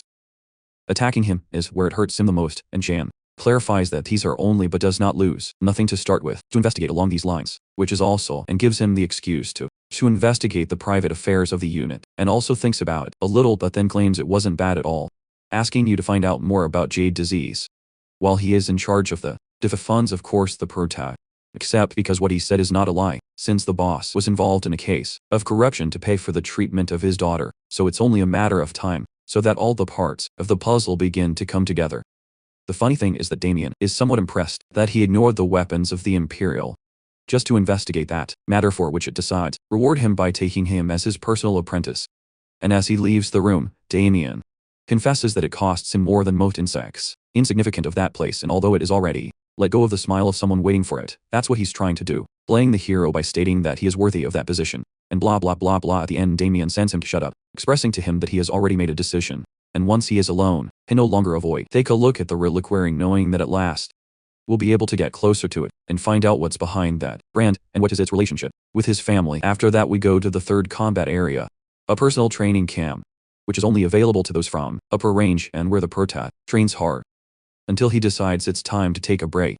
And in that he notices that his body has changed enough to adapt to the heart of mana, and although the change is still too slow for all the potential it hides, it will be best to keep that pace to get along with your, not to attract too much attention. Of course, no more than it already does, because when Damien revealed that he had chosen him as his, with all the benefits involved, relationships were very Roman. We did it. A dirty lapdog Daka kindly congratulated him, and Lorena kept looking at him with those stalker eyes. Impulsive, and Jem thinks that everything is coming out of orbit, because even though Damien believes he used his visit to the Imperial only to research on the elderly, the whole thing remained a side mission for him. And what I was really looking for is this: a document recounting the birth of the written empire. Personally, because of the Basmat itself, and although it does not seem to be very important, it must be considered that it still has a long way to go to use adequately the breathing of the divine dragon, a creation of Ultima and Momo, so he no longer understands that in order to master the technique, will completely need the strength of both. That implies obtaining the knowledge of, and although that history book does not look like it, the way is the only thing it has, so expect to get some hints from your pages. And now I really miss it. Begins when he opens the book and finds nothing, just a bunch of blank pages that remind him that someone as selfish as Bahamut that even killed his best friend to monopolize the technique. I would not leave loose tracks anywhere. And at that a dark hand approaches the Prota from behind, but when he turns around he sees nothing alone, the feeling that someone is watching it and back. The book notes that one of the pages appears to be damaged. So look back again, releasing a powerful multiple cut, one of Damien's favorite techniques of course. Does not dominate her as well as this one, and could not even reach to its objective, but at least that causes the presence of who had been watching her mocks him, stating that behind of one of the pillars, who does not have what he needs to decipher the secret of that book. The worst thing is that Jan recognizes the voice being Momo, who advances towards him revealing that he is still alive, and the boy he had taught him something very important. Even the most insignificant insects can become a real nuisance. That is why it is best to remove it immediately, and is launched against him with every intention of killing him and stealing his body. But the surprise for the main goal is to see that he no longer looks like the same Lich he met before, but like some kind of white-haired girl. And although the confusion is great, says to himself that cannot be fooled by its external appearance, that it is still one of the strongest enemies that he has never faced, and with that in mind Chan prepares to fight. However, the rare thing is when Momo attacks and does not. Absolutely nothing happens. For its body passes through the prota, making it clear that it has become a mental entity, a kind of formless ghost. Physical that represents the last thing left of that person, it's fucking.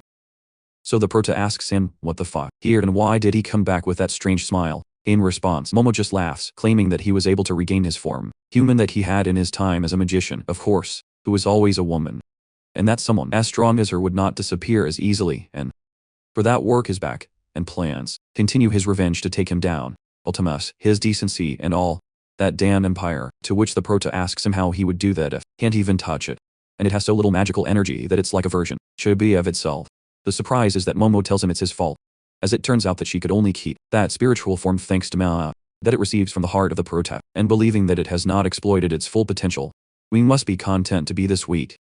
And this is confirmed by that, who effectively feels a weak mana current flowing towards Momo, and the fact that there is an open path between the two means that she can also interfere with him.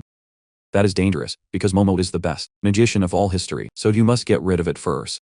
That he becomes stronger, and even though she makes fun of him, asking him how he plans to do it, Jam says he only has to cut through what unites them. For the girl's reaction, it is obvious that he is right, for it is currently like a parasite that will disappear at the time in which it reduces the form, drastic mana supply, and clearly already recommends that you get out of here once and for all. What makes the magician begin to despair, since that is not an end worthy for someone like her. That's why as a last resort it tells him that he needs it, as she can help him decipher Bahamut's book. Clearly that attracts the attention of the prota, and this tells you to soak the pages with blood, with the breath of the divine dragon, and then add a small amount of mana, which will cause the blood to turn into words. And in the end it works, revealing a phrase that says light and darkness. There are 1 and 2, of course they don't even have any idea anymore, but the real surprise comes when the letters emerge from the book and a new sentence comes together in everything that enters your body, gathering around the mana heart. Not only that, and not that they pass through it as if taking energy to create a new mana heart. Right over her navel the scene is magical and impressive, but out of nowhere, just disappears, to the point where Jean wonders if it was an illusion. Until you notice something inside him that is different. Since the words are serious, were able to contain their own heart from mana, and the fact that not even Momo understand 100% what happened make it clear that the secrets of baseness are even greater. Of what happened, however, Jean knows that that magician will become your best ally, so he asks him to follow him since will help you find a new body, to go ahead with his own revenge, of course. Momo gets excited thanking him for the change of attitude, although of course what he does is a farce, because although he does not now have mana, by the time you gather it will begin to annihilating him. After that we go to that outside the training camp, where the peace and of the dawn are interrupted by the cutting movement of the prota fist. That for each movement leaves a powerful trail of energy, and although its movements are impressive, Damien evaluates him from a distance, seeing him with so much indifference that does not even react to the threat. And finally, when it seems that Jan is going to take a hit, the commander responds by invoking a sword made of pure dark energy. Without saying a single word it attacks, destroying both the stone pillars and the forest itself around. Yet the impressive thing here is that even though he tried to increases its strength a little, was really determined to kill the protagonist, who managed to get out alive, and asks him that instead of tempting their luck every time, I'd better teach him how the fuck to block attacks in that style. Only then will you be able to face it sometime. Recognizing for himself that if it weren't for the fact that he found the book right now he would be split in two, and at that moment he reveals that Damien seems to handle the dark dragon, so he asks the prota, who is claiming that he does not look like a simple plebeian, and that there is something else in it, who looks familiar to him, and Jan affirms that this is due to that he is an illegitimate son of the present emperor, i.e. descendant of Bahamut, so that Momo throws herself at him to attack him, and being so weak, Damien feels nothing but a strange heaviness in her breasts. That if the crazy admits that having a light workout with his beloved is pleasant, and although that Berta does not understand what is so light about it, the point is that what you have just shown is the first technique of the dark dragon, the sword, and the bloomy is that the second technique has not yet been seen by any other apprentice, since they all died without being able to choose the first one. Sounds like a tragedy. until Damien admits that he couldn't be more excited. Is dying to see. Until which technique will you be able to withstand? Before this the Prataha only thinks. He came back and smiles, stating that he doesn't know how many there are. He is willing to learn them all. Pausing Damien to mock him. And I found it in front, while Jan insists that you don't have to worry about him, more by how many techniques can show you whether or not to what will happen. Once you have been able to master them, and in this way, blow after blow the Prataha gradually begins to manifest dark energy, and time begins to pass, until 2 full years of training have elapsed. And then we have all the apprentices gathered in the main hall of the training camp, where they announce the results of the last exam. There we see that Jam has been nominated for first place. What for Lorena is quite. Since he began his special training with Damien has not run again to teach with the rest of them. But somehow he continues to surpass it at every opportunity. In fact, it has been a long time since I have seen him. Genuinely wonders where the hell he had been, promising herself that next time will defeat him painfully for her. That never happens, which is enough. Frustrating considering how strong he has become, to the point of defeating a ranked performer without even ing is why Lorena promises herself. Next time that they find each other, we'll show you who is the best. And that leads us to the third combat arena, where the last exam takes place. To determine who and who does not enter the special force, the test consists of a one-on-one combat between apprentices and mentors, which is a bit boring for people like Lorena, who for a long time surpassed any of the teachers. In fact, it has been a year since no mentor has even been able to rival with her, but even though everyone is aware of it, no one can miss out on participating. That's where the only hint of emotion comes in for the girl, and all the apprentices recognize that even they have, who has again shown the face during the last 2 years, must make an appearance. In that the current battle is interrupted when the mentor on duty states that it has seen sufficient to evaluate the participant. But he refuses and continues to attack, claiming that they are in a real fight. Of course that participant could be none other than Cruel, who continues to occupy third place, and insists that a real battle does not end until I found someone for Lorena. His attitude is disgusting and romantic in fourth place. I could not agree more. Thinking that since Damien stopped appearing so often, Cruel has displayed a kind of ring of terror in place, and Katja states that he feels some pity for the mentor, and proposes that perhaps they should intervene, but the Roman can avoid thinking in all low-level trainees that have been eliminated brutally by these, so just for being, and although he agrees that Cruel is going too far, to the point that he has committed several murders, should also consider that graduation to be carried out very soon, and no one should be bothered, knowing that it will be free to take advantage of his family's influence. And at that moment the mentor's sword breaks in two, and he falls to the ground completely. A mercy eats the Cruel, who advances to eliminate him once and for all, until someone says frozen and a gust of ice floods part of them, forcing him to walk away, and with him, recognizes where that attack was Lorena, and the girl does not hesitate to appear before him, making it clear that it had been contained, but cannot continue to do. Eyesight, and with someone's confidence, who is stronger than him, Lorena looks at him to the eyes and warns him not to dare say, not a word. Alok Cruel begins to laugh,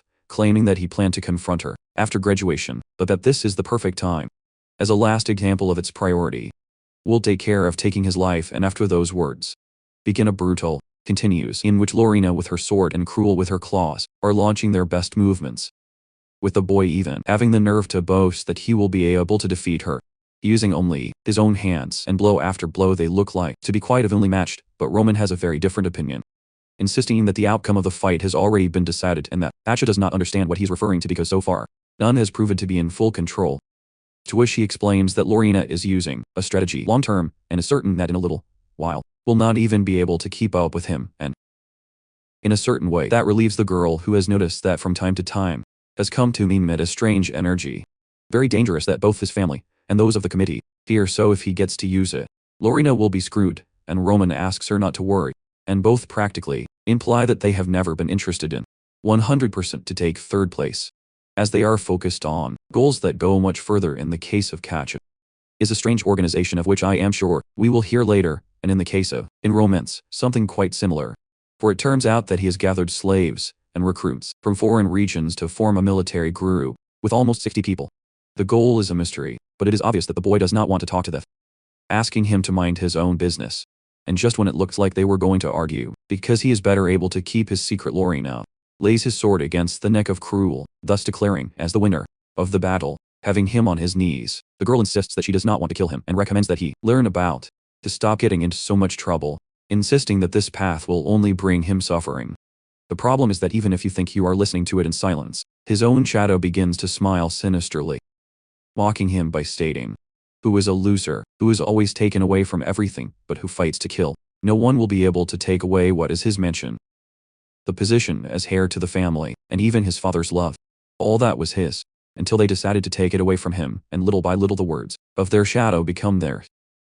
And with completely red eyes, the same cruel understands that if he fights to kill everything, including what he lost, could be years, and at that moment he asks Lorna if you are ready for your death, and throws himself against his sword, thudding himself on the neck. Lorna doesn't understand what the fuck is going on, to which he explains that for some people to die is better than losing, and even if it looks like a suicidal movement, it is actually a trap.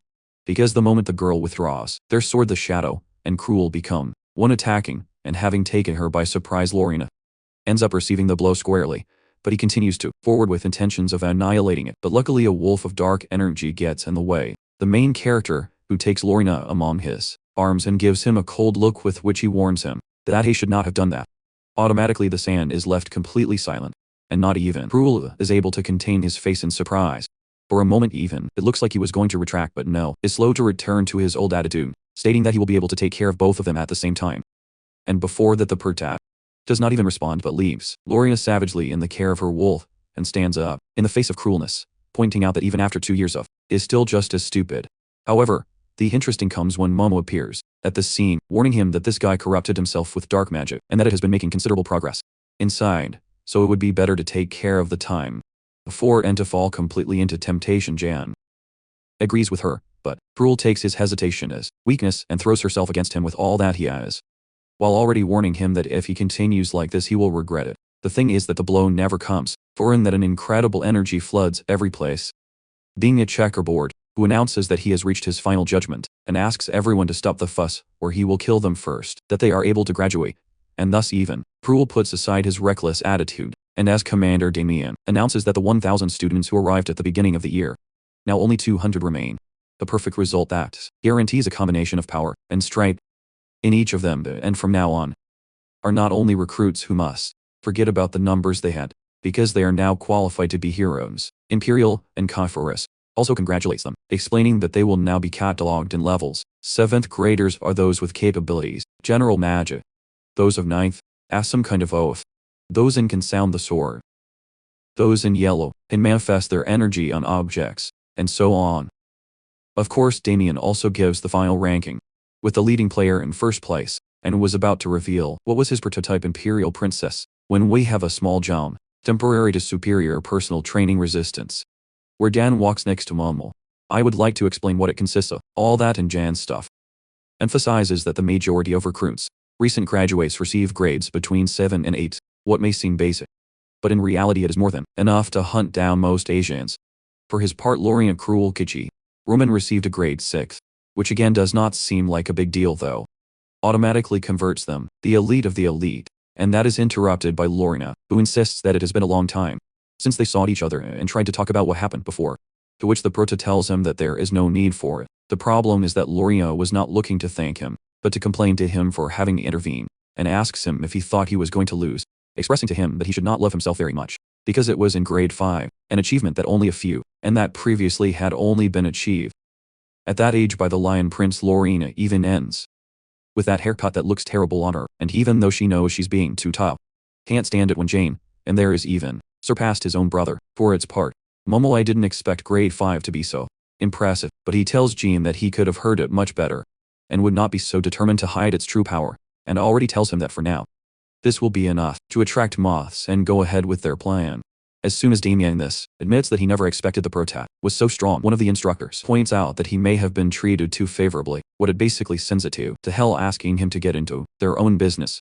The detail is that this ends up being the last proof that he and the other instructors needed to know that Damiana's judgment is not of the trust for what may be the time to get rid of it before, and that it is too late.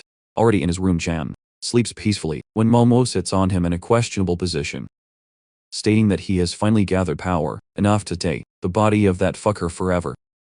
And without wasting time, the magician casts a mental breakdown spell that will allow her to submit it once and for all. But in that, Prota opens his eyes, and with one word, defeat, warning him that if he tries it again, Something like that will not hesitate to it.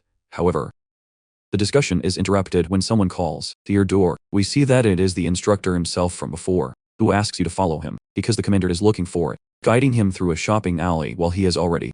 Nor does he insist that it makes no sense that Damien, we did it at that time, and in the face of his complaints, the instructor says absolutely nothing, and he has no choice but to show off a little more, asking him to be honest, and tell him what the fuck it is. All that the pressure causes the guide, attack to kill, but the Perta disappears, only to reappear behind his back, hitting him so hard that his mask flies away. There we see that this guy's name is Jack, and although Jean is confident, recognizes that the blood-red edge of his sword is quite special, so it is not just any opponent. And in spite of that he asks him if he could handle the consequences, and Jack insists he shouldn't be so, revealing that he is not alone in that, as 3 more enemies pounce on him and Jen thinks that it will definitely could handle it until time shows him the opposite, and the next thing we see is him immobilize, and asking them why they are doing all that.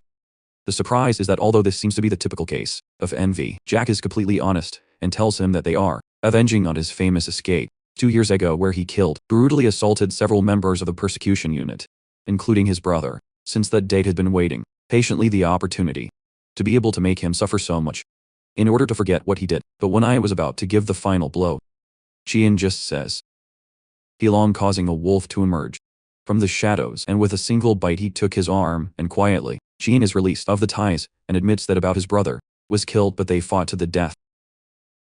And he responded, so there is nothing more to discuss.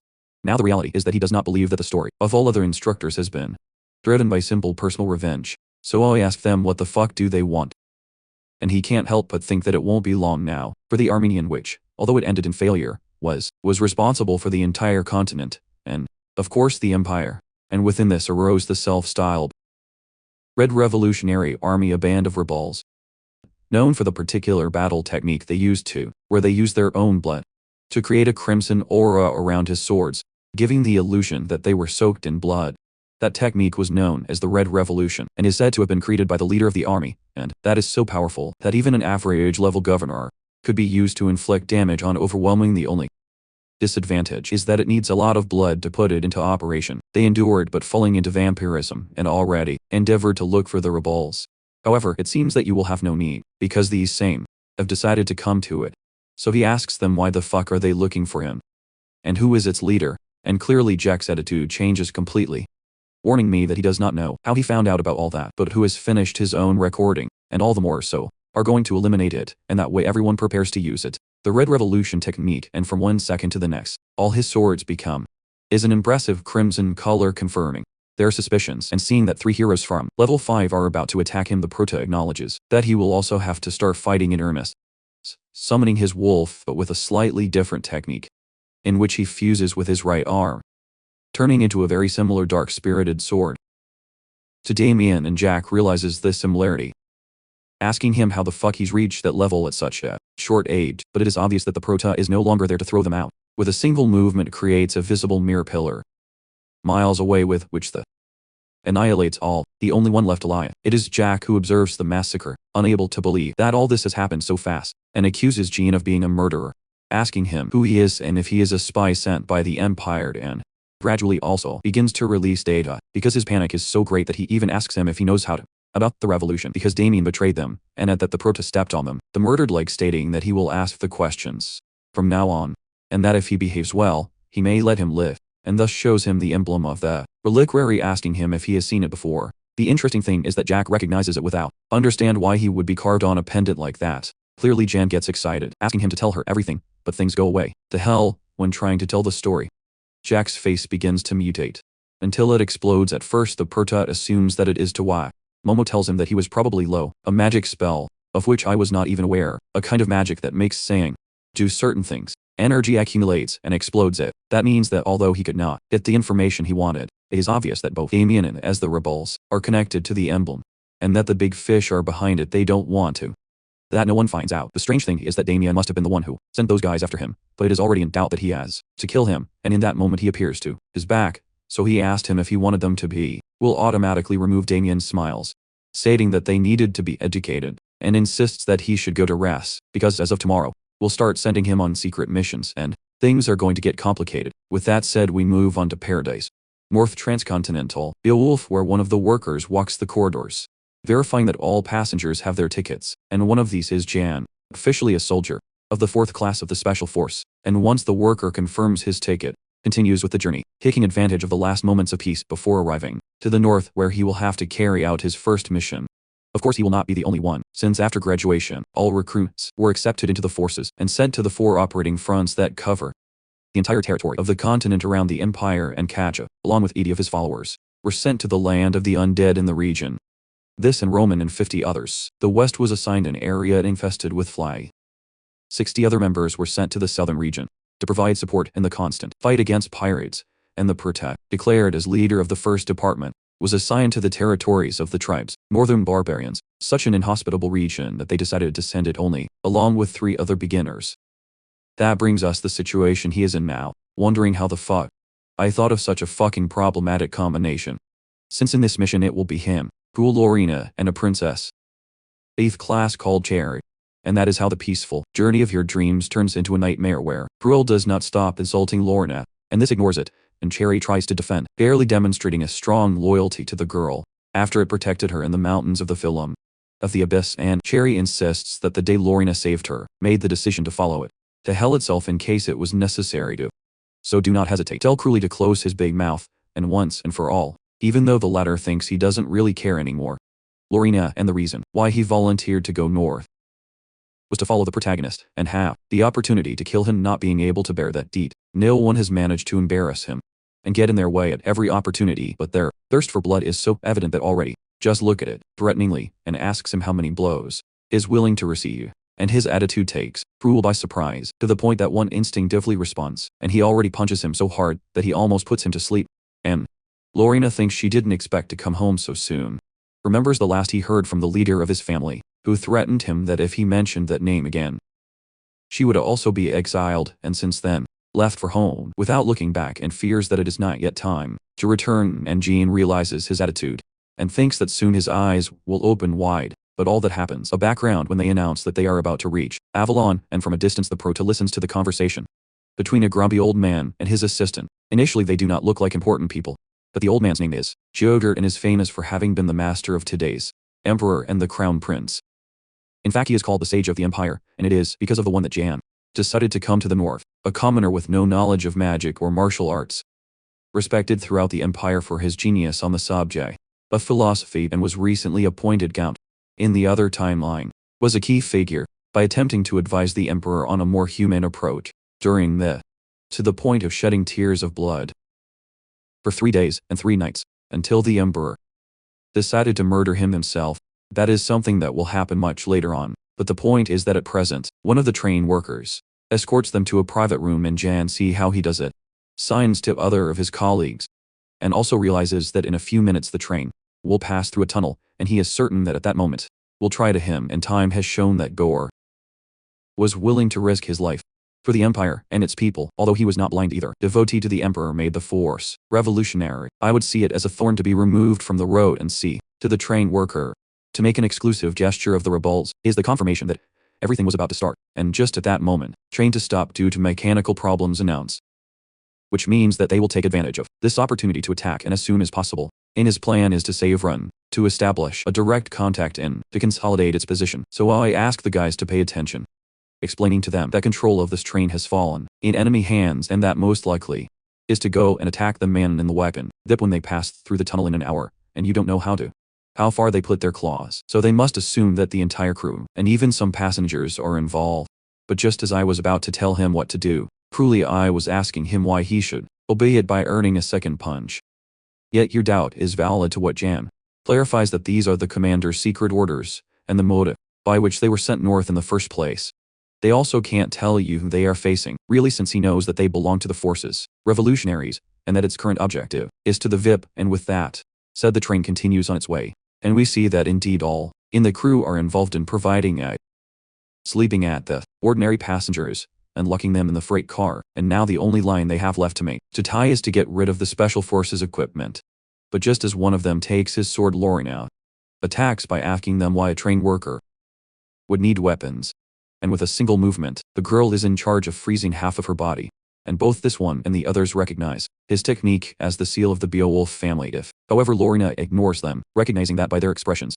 It is obvious that Jan was right. The problem is that when I see that it is the wolf guys get excited, claiming they will be able to sell it on the black market for a good price, which only adds more salt to Lorina's wound, who reveals that her stray revolutionized, destroyed his family, and provoked the despair of his mentor, to the point where she joined the special forces, with the sole purpose of finding them and making them pay for, and while preparing to fight the guys, asked if he knows anything about his family sins that have been enjoying the riches of the north for decades, while the others survive eating snow, rotten. And although Lorina insists that Beowulf walk along the sword trail to protect the north, that does not let the battle begin by destroying the entire carriage. And at the same time, other rebels notice that they have been going on for a while without being able to communicate with their allies at the front of the train, and they run over there to find out what's going on, until they are intercepted for Cruel, who is happy to have found some good sacks of boxing, and the course of battle is a mystery. But what we see is the result, with the rebels annihilated, and the Pelablanco enjoying from the edge of his sword and the refreshing blood color. And at that, the asshole promises himself that he will do the same with the Pertai. However, the interesting thing happens in the top of the train where Momo warns Jan that he feels a stranger energy dies and asks him to stop getting into trouble. He insists he has no choice, as the time has come to rescue Gogger. Fortunately, everything is going according to plan, because while the kids are in charge of blocking the main routes, he will be in charge of accessing the wagon fit from the outside. And Momo recognizes that although cruel, it has its usefulness, is a time bomb that will explode in the face if he is not careful. If this Gogger is really as important as what they give, insists that it is vital, for if your Ellie does so, the plan will be carried out without problems, while both the strategy of the rebels has already begun, and Gogger is brutally tied, while Gelad, the third of the commander of the 7th Army Revolutionary, asks him if he really is the Emperor's teacher, and the broad is also very interested in knowing whether it is capable of understanding ancient languages, and even if it seems to be. I was wondering about something serious. Asked if he spoke, and language dog and Gokul starts barking, going with the flow. All this is heard by Jen and Momo at the top, so the magician asks if that guy is really famous for being the genius everyone believes, or it is just a fraud. But the Pertat, it is safe, because the scariest thing of him is precisely his ability to undo his pride when it is convenient, or if the Empire benefits. In fact, it even freezes, mocking in his face. This thanks him for not killing him, although it is obvious that it will be too soon, since in that she tells him it was fun and prepares to attack, but not to him, but to the parasite that has been observing them, in silence, destroying the roof with a single movement, to the point where he has no choice but to show himself before them, the man who has come to rescue him thing. Which of course, Chilla does not drink well at all, claiming to be promoted to squeal like a pig. And in the meantime, Momo takes the opportunity to analyze his magical power, warning the star that he appears to be a level 5, and most delicately his sword imitates a unique aura. However, that is something that he already half imagined, because he has a friendship with the Erectress of the Divine Sword, who surely taught him everything he knows. That means this woman is strong, which corresponds to your level of confidence. But he doesn't even have time to fight, because in that appears Varus, another of his colleagues, who takes Gord and threatens put him to be murdered right there. And Jen look Momo confused, because that teacher had told him that there were only 2 people there in the room, and although he explains that it was a confusion, he has no choice but to drop his gun and surrender so that the situation do not climb to adulthood. The detail is that Jella could not care less, and also attacks while we see the situation on the rest of the train, with Lorina taking charge of most of the enemies. DeSanta park a hell ice cream in each of the cars at single view seems to have things under control, until he starts coughing blood, a sign that he is trying too hard by using his ability, and that if he continues to do so, will no longer be able to use his powers for quite some time. And to get things right there, a mysterious man with a scarred face, which moves forward confidently, while dissipating the cold with dark energy, which imposes a considerable. The worst thing is that it is not only their presence, but also there, which means, since it comes from the back of the train right where Cruel should be eliminating all enemies. That is why, without wasting time, Lorna begins to attack, and passing with Cruel, we see that he is lying on the ground very hurt, admitting that this boy was very different to everything I had seen so far, and that there is no way that Lorna can defeat him, and Cruel says it could be stronger. That commander. What becomes clear when the man stops Lorna's sword with only 3 fingers of his hand, and the astonishment on the girl's face is evident. So this one is considered an insulting gesture. In fact, the man insists that regrets what he is about to do, because if they had not been there, I would not need to kill her. However, first, to know what will happen between the two, we are back with the Pertat, who finds himself trapped among the enemies. manage to remain calm until Gil attacks to kill, and he just acts with a smile. At the same time, Sharon complains that has no longer ordered you to remain hidden, stating that she can also fight, and wonders how he will be doing. Lorena, who falls on the floor with her head busted, and for several minutes, the only thing you can hear are the sounds of the train passing through the fixed, and the man starts to retreat when Lorena gets up, and he tells him that if he knows what is in his best interest, should lie down, and despite having all of them, those of losing, she calls it, to what he insists is realistic. What the fuck could he do in his current state? The problem is that for Lorena it is not about dying or living, but to act like a real beowulf, which means that although it cannot, defeating him has a duty to fight, until death, and after a few seconds of thinking about it, the man acknowledges that he is right, and committed a foul of respect for underestimating her, so she introduces herself as Janny, the Black Tiger, promising to fight seriously to show him all his power.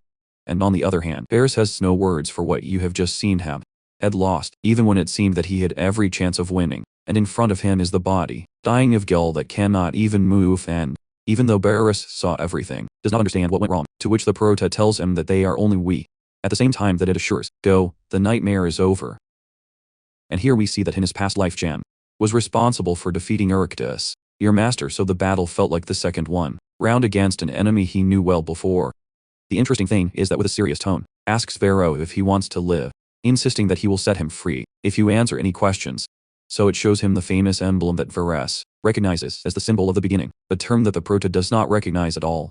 And unfortunately, just as Varys starts talking, the prohibition seal on your body is activated, killing him on the spot, and confirming that the subject is so secret that the involved are not able to say more than one word. In this regard, yet it is a good step in the right direction, and now with George on your side, all you need is to get off the train and continue with the true mission. However, at that moment a loud explosion is heard, and, with its last breath, Lena begins to laugh, claiming that they have blown up the room of machines so that the train does not, will have to stop, and will end up colliding directly with the Avalon station, creating a show worthy of admiration, and in the form of provocative the woman asks him, what will he do to avoid it? But the thoughts of the Prota go in another direction. That's not how things happened in the other timeline.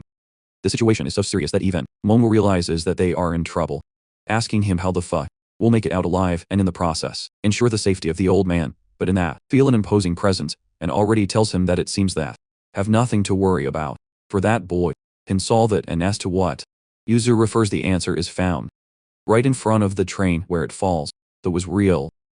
Observes the situation, emitting a ridiculously imposing aura, and calmly this tells him that the Emperor gave him the order to rescue to the scholar, but cannot let it pass. What is happening with the train, as he seems to have gotten himself into a real problem, as it explains that the real heroes represent the highest order of the warriors who protect the Emperor and the Empire, so it is only composed by class 3 or higher superhumans, people who alone have the equivalent power to a natural disaster. Even so, Kai hopes that his lord will be able to forgive him for not continuing orders to the letter, and with absurd force is capable of stop the train with its remaining energy by moving his sword, and inside Jan, note that it has been two, and the next thing we see is that Kai was able to flip the train by himself, and all destruction evolves without being able to believe that these horrible revolutionaries have committed acts so atrocious, and in front of him, Thor asks him what the fuck he's talking about, when the latter was the work of his. In fact, the old man insists that he was feeling very well, until he arrived, and almost killed him with that attack, insisting that almost did the fucking train, to what Kai tells him is a misunderstanding, for I was sure that Miss Beowulf would be in charge of protecting him, since the girl was even able to deflect. Only a few cars were destroyed, and all of them were destroyed, and Lorena were alive. Tries to explain to him that this was not his work, but that of the protagonist, but is interrupted by Cruel, who brags about, that's the basics. What to expect from members of the special forces like them, and seeing him move with such confidence, you are happy to know that you have competent members. However, what really matters to him is that Lorena tells him that among the attackers, the Dark Tiger was dying. An elite championship that reached level 3 10 years ago. It is therefore estimated that it is currently one the strongest warriors in the world, and it is most likely that had been hired by the rebels and to flee as soon as he felt Kai's presence. But this one tells him that the important thing is that they are alive, and that it is impressive that they survived against him. And the main character concentrates on treating his wounds after of the train disaster, without understanding why the fuck things continue to happen that in the other timeline ever had passed. For example, the participation of Love, the help of Kai, the explosion of the train, all these elements are new, and the worst can come with it. Much more changes, and Jan wonders if his trip to the north will a domino effect whose consequences are completely. But War asks them to speak privately, apologizing for the damage he has caused and leaving him know that now is from Venina and how you will imagine. That's just what the prota expected to hear, and the man hands him a tablet commemorative in his name, being the evidence that backed by him, which can be quite useful to you, and clearly you have already, accepts, and as a joke asks him if he should forget that she heard him barking like a dog, which marks a rather relaxed farewell between the two. And the point is that I understand its purpose and tells Momo that depending on how he uses it, that tablet will be their key. So now they only have to concentrate on reaching the next destination, the land of extreme cold. And in this way, we advance to a gun store, where a guy tries to convince him to pay $500 for a sword. What for the pro is fucking expensive, but the guy insists that his sword, the current situation is made of what technically it is true, and Jan came this far because even though his sword is incredible, dark energy is so powerful that it is about to break it into 1,000 pieces. So he ends up accepting the deal, and we see that he meets Billion, a small town near Beowulf, and not. That was not the final destination. Due to bad weather and destruction of the tracks, decided to go from Villian to Beowulf in Portal, which is located 24 hours to prepare, due to the low amount of energy produced at the site. In a nutshell, they will be trapped there until the next day, so Jan takes the opportunity to do some sightseeing, realizing that it is the first time who has visited such a busy place since his return. Even for Momo, the situation is strange, but although the prota assumes that he is referring to the city, she insists there is something wrong with the real Toy Kai. For he definitely felt the energy of the golden dragon. In him he has golden dragon, no divine dragon. So he no longer has any idea what he is referring to.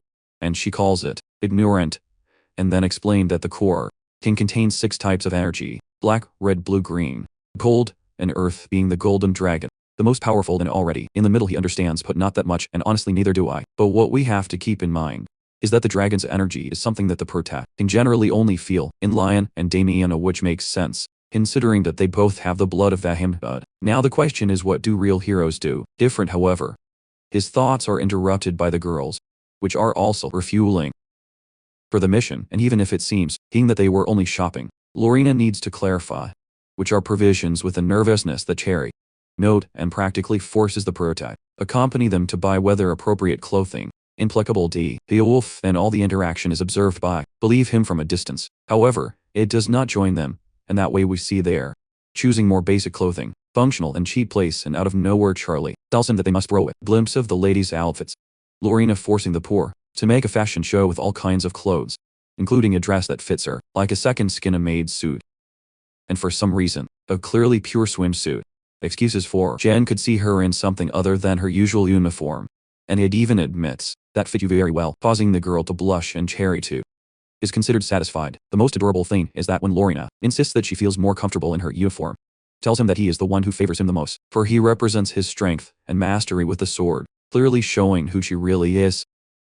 His words are so genuine that the girl is speechless, and decides to return to the inn, to which he runs away, followed by Carrie, and Momo starts to bother him, telling him that he made a mess, and no longer understands what he is referring to, and what he is referring to. Cherry breaks down with Lorena if it made her feel uncomfortable with the situation, but she tells him that he has nothing to do with it, and the blushing on his face gives us a clue that the words of the prota do mean a lot to her, and Jan runs after her, telling her that he will see her the next day, next to the portal, and you can see that she is quite strange, but the poor man does not connect 2 neurons to understand why, and decides it's time to go and see to that guy. And at the same time we went to a bar, economic activity frequented by both residents and mercenaries, where everyone seems to be having a good time, except believe the one who drinks frustrated, while wondering how the fuck can defeat Tiang when the fucker has no opening, and also does not understand why I would hide it. But his thoughts are seen interrupted by the noise of all the people enjoying, feting and joking, to the point where it starts to happen to them to shut up. For the honorable gentleman, Creel of the house, we is trying to eat quietly.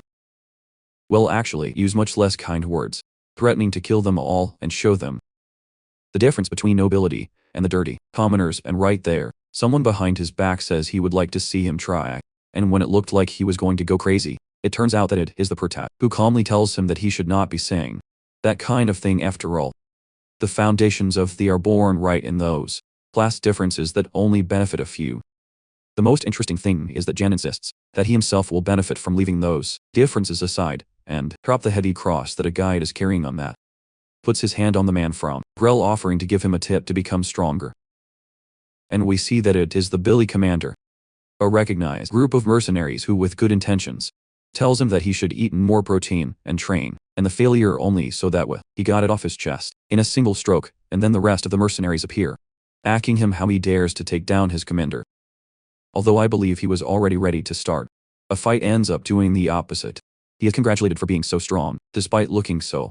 The funniest thing is that the poor guy who has been given so little affection, who does not know how to behave in the face of such a positive situation, and he gets all uncomfortable until he is invited to drink, and spends the rest of the night enjoying with those what is supposedly hated, and in the end Jen even has to drag him back to the inn where this states that Billy is now his brother, and confesses that he feels strange to be treated, also feels strange, seen by people.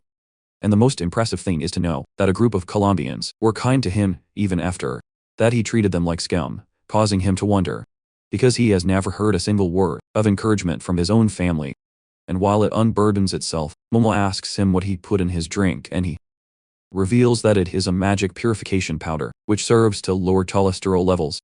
Physically, it is a super expensive resource, so he admits that he cares about him, as his destiny reminds him of his own past, that of someone who has lost his way and commits crimes horrible out of their will.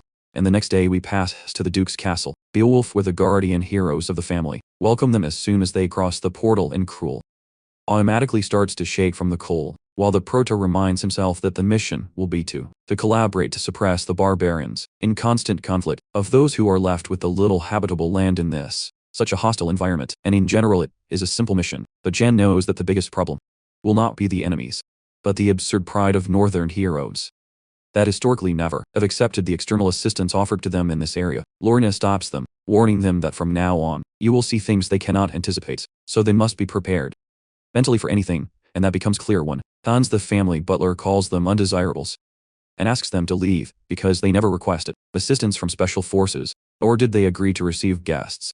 Physically, the man emits a very imposing aura, for this is no ordinary butler, but the former commander of the Order of the family, a rank 3 that completely lowers the guard.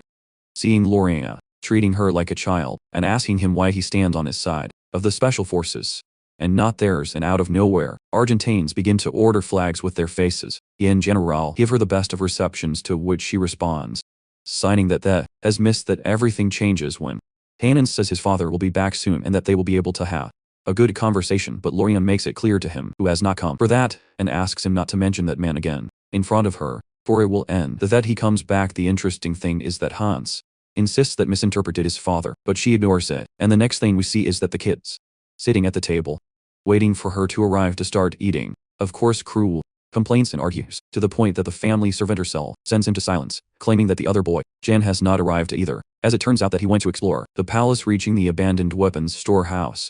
And for everyone it's just killing time, but in reality the Proto went to look for a specific object, a weapon, with which in the other timeline of time, the Emperor was to the point of traveling the entire continent to find her. And according to legend, when the primordial dragon was defeated, his body ended up being divided into 2 divine swords. One of them ended up in the hands of Bahamut, and the other remained lost for decades. And in the end the Emperor became with finding her, offering rewards and sending special forces to tour each corner of the continent, until when it is about to surrender had found her abandoned, as if it were mounted in a castle in the north.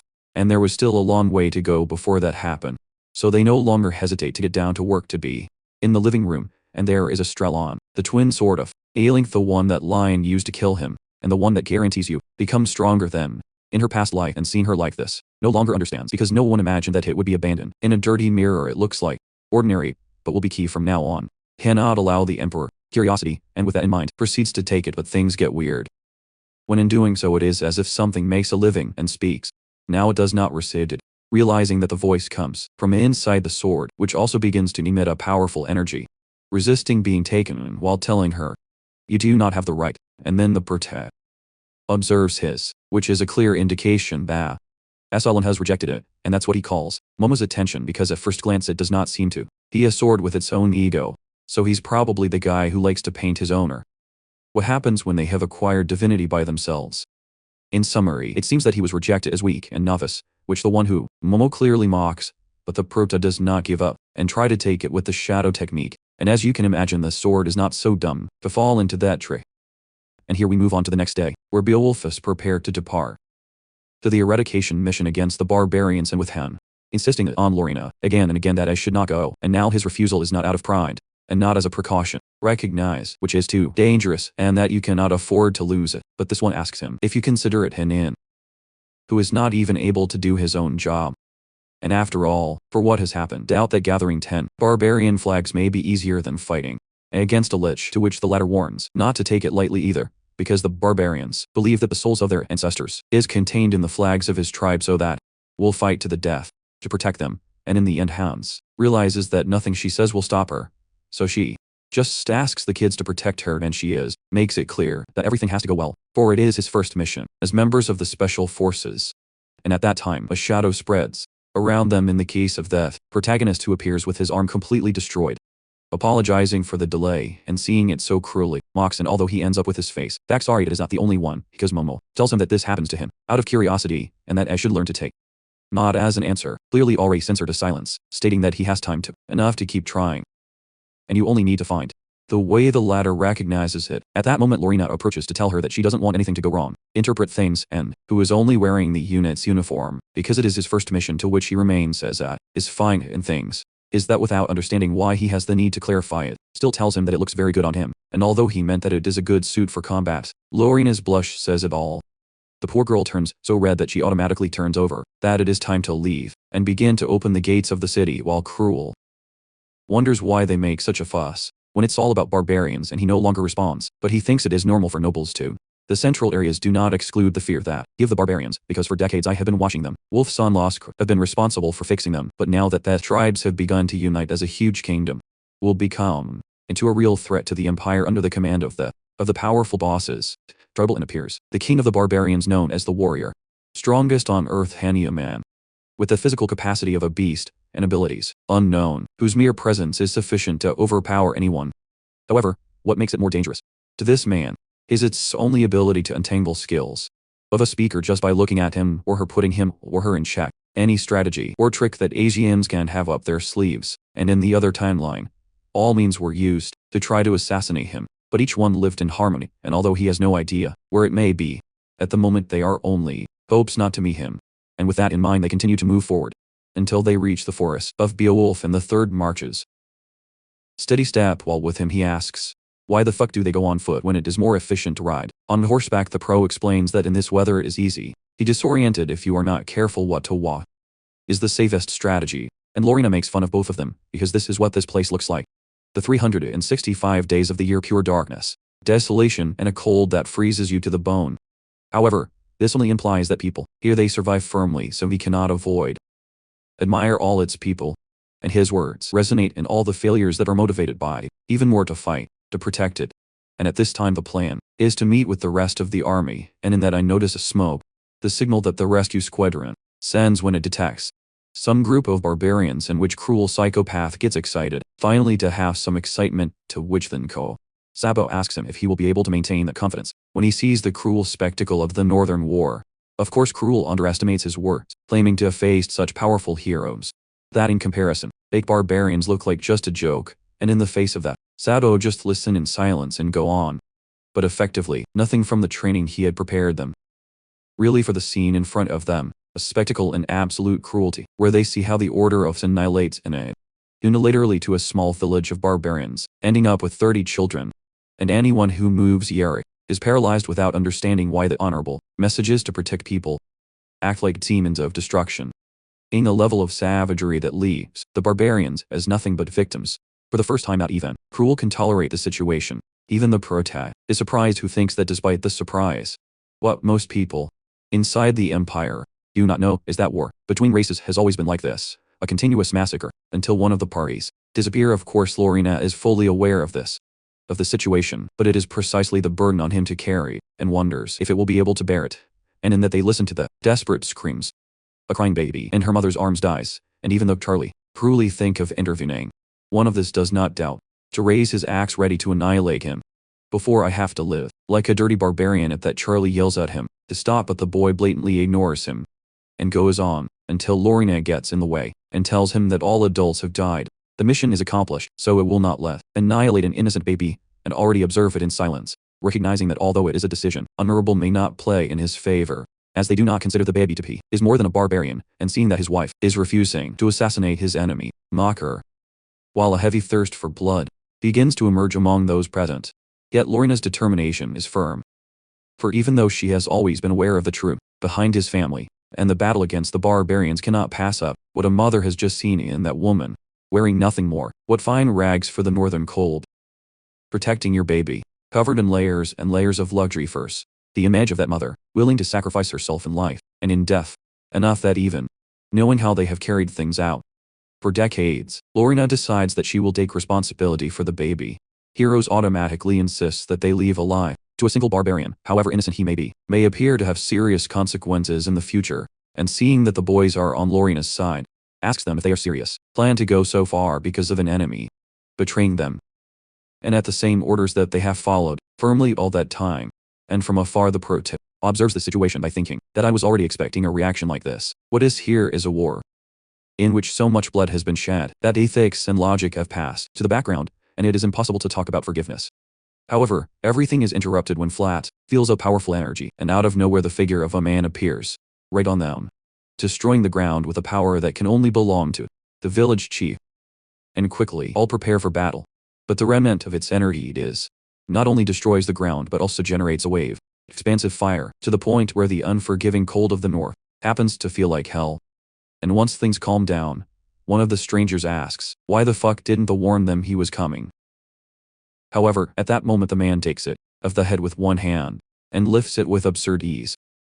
Unable to believe that they have killed their tribe and their family. Here we see that it is about Jabir, one of the 20 barbarian bosses who do not doubt, crush the head slowly, while warning them that then they will also die by luck. Lorina dies and attacks with her ice powers, but everything goes to hell when he notices what a Jabir was able to block it with his head, naked, and in that he looks at her as if it were nothing but an insect. And then things get even worse, as it begins to attack it with absurd speed, to the point where the Greeks decide to get in the way to give them time to escape. And the same ones who had been arguing with her minutes before, I am sorry for disrespecting him, recognizing that their paths have ended. And from then on, the heroes begin to be annihilated one by one, and it happens so fast that Lorina doesn't even have time to react. In fact, it was about to be annihilated until a voice screams. Now, and for the first time in many years, Jabir sees how the blood on his skin springs up since it had just received a wound, and as imagined it is our attack, more than the Pratap, who tells him that he should not be alarmed by a simple scratch because in a short time will be in charge of splitting it in half. Here it is not explained that the shamans of the barbarian tribes tend to tattooing Giman symbols on their bodies, which allows them to use the Tantian, a technique specific to its people, to manipulate the mana. In that way the tattoo works as a stitch energy, and these react directly with skin and muscles, achieving an explosive and fearsome increase in physical power. And with the right technique, the result is unbelievable power. Destructive, which is even clearer when trying to attack him again with the head tattoo. Leaves hard begins to shine, repels the blow completely, and Jan recognizes that it is stronger than I expected, and the bald spot threatens with killing him, to what Lorina and Cruel also decide to join the battle, wielding their swords with such bad timing that end up entangled with each other, and Hijacker removes them as if they were fluff, calling rookies pathetic. But at this point, not even Cruel is so suffering to keep thinking that enemies are a small thing, and Carrie informs them that she has left the baby in a safe place. So they decide, concentrate on appeasing threats before to be late and returning to a state of mental insanity. Cruel insists on being covered, for he will be in charge of attacking, to which Lorina tells him to leave that part in his hands. And as always, begin to argue until the main character sends them to shut up, stating that this is not the time for. Also implies that in this specific situation, both there, which ends up causing another argument, which only ends when the same is, and Jiro puts them all in their place, reminding them that they are in the middle of a battle, and Jan acknowledges that it is not that they cannot against him, but rather the attempt to attack one on his own end up causing chaos that does not benefit them at all. In that, Carrie decides that it is also time to join the battle, and although we might think that only will make things worse, the opposite, since its arrival marks a change in the flow of battle, which is something that Javer notices and gets quite nervous. The reason is not because Carrie is particularly strong. In fact, their attacks are nothing special, but just because he just fights, using the basic movements, is able to insert oneself in the attacks of Lorient and Cruel, creating the perfect connection to give joy to the battle, is such a subtle talent that could happen to anyone, unnoticed, but Jan is very impressed, to the point where he wonders why he didn't hear from her. not once in his past life. But Cherry does not stop there as he also begins to give him orders, subtle to keep the pace, pausing that little by little, start to hurt him more, and you will achieve what seemed impossible, that Lorena and Cruel unite in an attack, set with which they hurt you, and force him to let his guard down, at the same time that Jen takes the opportunity to cross his chest, and defeat him once and for all. And watching him, kneeling on the floor, the boys assume that the battle is over. Witch Doctor uses the energy he has left to escape, disappearing at such speed, which is yellow. Try to pursue it, and it is not the result I wanted. But at least they are still alive, and the boys were ready to continue on their way, until they realize that the has also disappeared. And with that in mind, we passed with Badger, who tells himself that this wound is nothing, and that he must live to avenge his own. If, however, he is surprised by that, who tells him that he made the right decision to flee. In fact, it remains, because it was so fast that almost does not reach it, and makes it clear that he has no intention of killing him, since you can let it go if you answer only one question.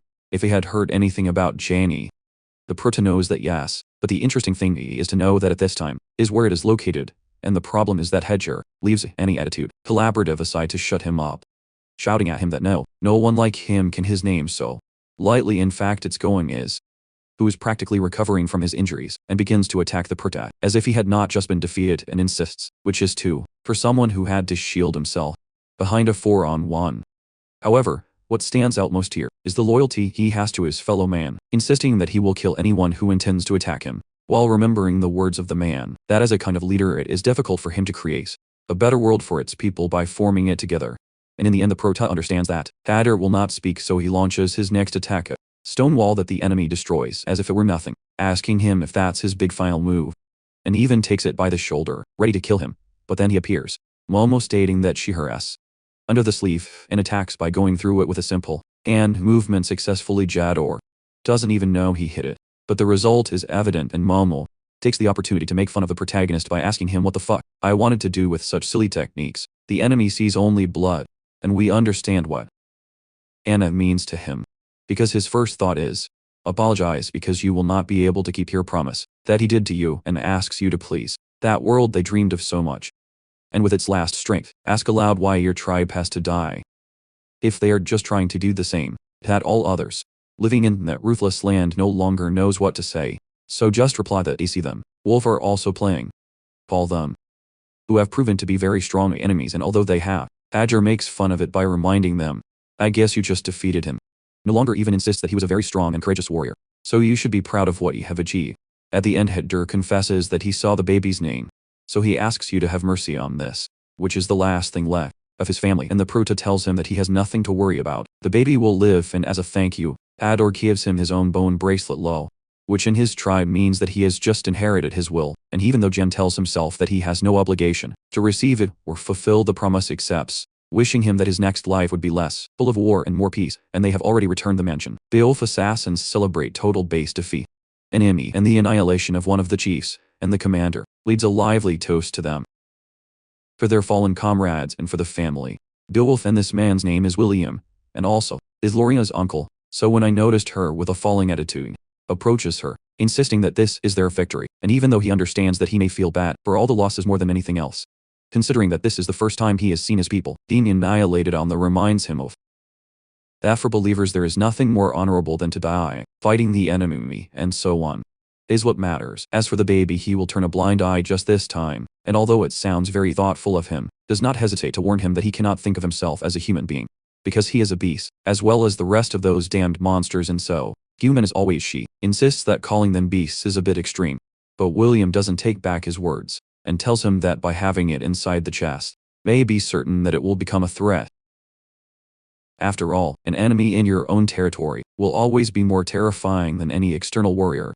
To which she repeats that she will make sure that the baby grow as one of his own, and that even if it effectively becomes a threat to see them, Wolf will not fall for a simple child. The problem is that in that William begins to have strange memories of a massacre, and with a pain in his voice he asks him not to take this issue lightly, because they are often other people, those that end up bearing the consequences of our actions. And there's nothing more fucked up than being the one who survives, condemned to live with the guilt and pain of the Yes, but at this point it is obvious that William's hatred to barbarians goes beyond a simple prejudice, to the point where Lorena herself asks him why someone as kind as him I would speak that way of a baby whose only sin has been to be born. Unfortunately, William ignores him and goes to what he thinks is the one who arrives to set the record straight. Why a man as good as him is able to talk that way about a baby is because it all happened 30 years ago, at a time when the war was in full swing and a young man playing found a barbarian child standing in the middle of a village in flames being able to cope with the cold without the slightest protection, and despite the objections of his colleagues, the governor decided to take the child as his own and took him to his own home where he was taken care of with affection and devotion to the governor's fiancée for a whole year. Clearly he expected to reform it with love, but in the end, the boy ended up murdering and ran away while the boy was on a mission. So when he returned home, it was too late. After that, the boy devoted himself solely to his work, clearly becoming commander of the commander. William, who from that moment on, a no mirror rule was put in place, repenting every day of the decision he made at the time, and as soon as Lorena claims that she didn't know anything about it, to which Hans reminds him that everyone here have a similar family experience, loved ones, and dead comrades at the hands of the barbarians, yet he tells them that he also understands its good intention of wanting to help an innocent life. And the conversation is overheard by the protect, to whom it is clear that Williams will not stop at that topic, and wonders how the fuck will make to fulfill his promise, to which Hans insists that history does not end there, clarifying that at the center of the movement for unifying the barbarians finds itself in that child who has grown up to become in the great chief of the barbarians, who was Janny. How you will imagine. That's just the information that the protect had been looking for, and understands that if in the other timeline no one ever knew about the origin of man, is because the Beowulf took it upon themselves to conceal the entire matter. And now your question is how to use information in its favor to predict the movements of Jane to the future, and at that Hans tells Lorena that if he wants to, he can take care of the baby, so that she does not have to. Of course the girl says no, and the protect decides to intervene by stating that it is a very simple problem, and that if they want to know what to do with the child, may he request the Duke's permission. Hans looks at it with a face, a few friends expressing to him that he has no vote on this issue, and that no one would dare to come up with such an idea. Stupid to the Duke, but Lorena offers to do it. She will take care of talking to her father, and accept any position that is, take this issue on your part. William wonders if he was too hard on his words.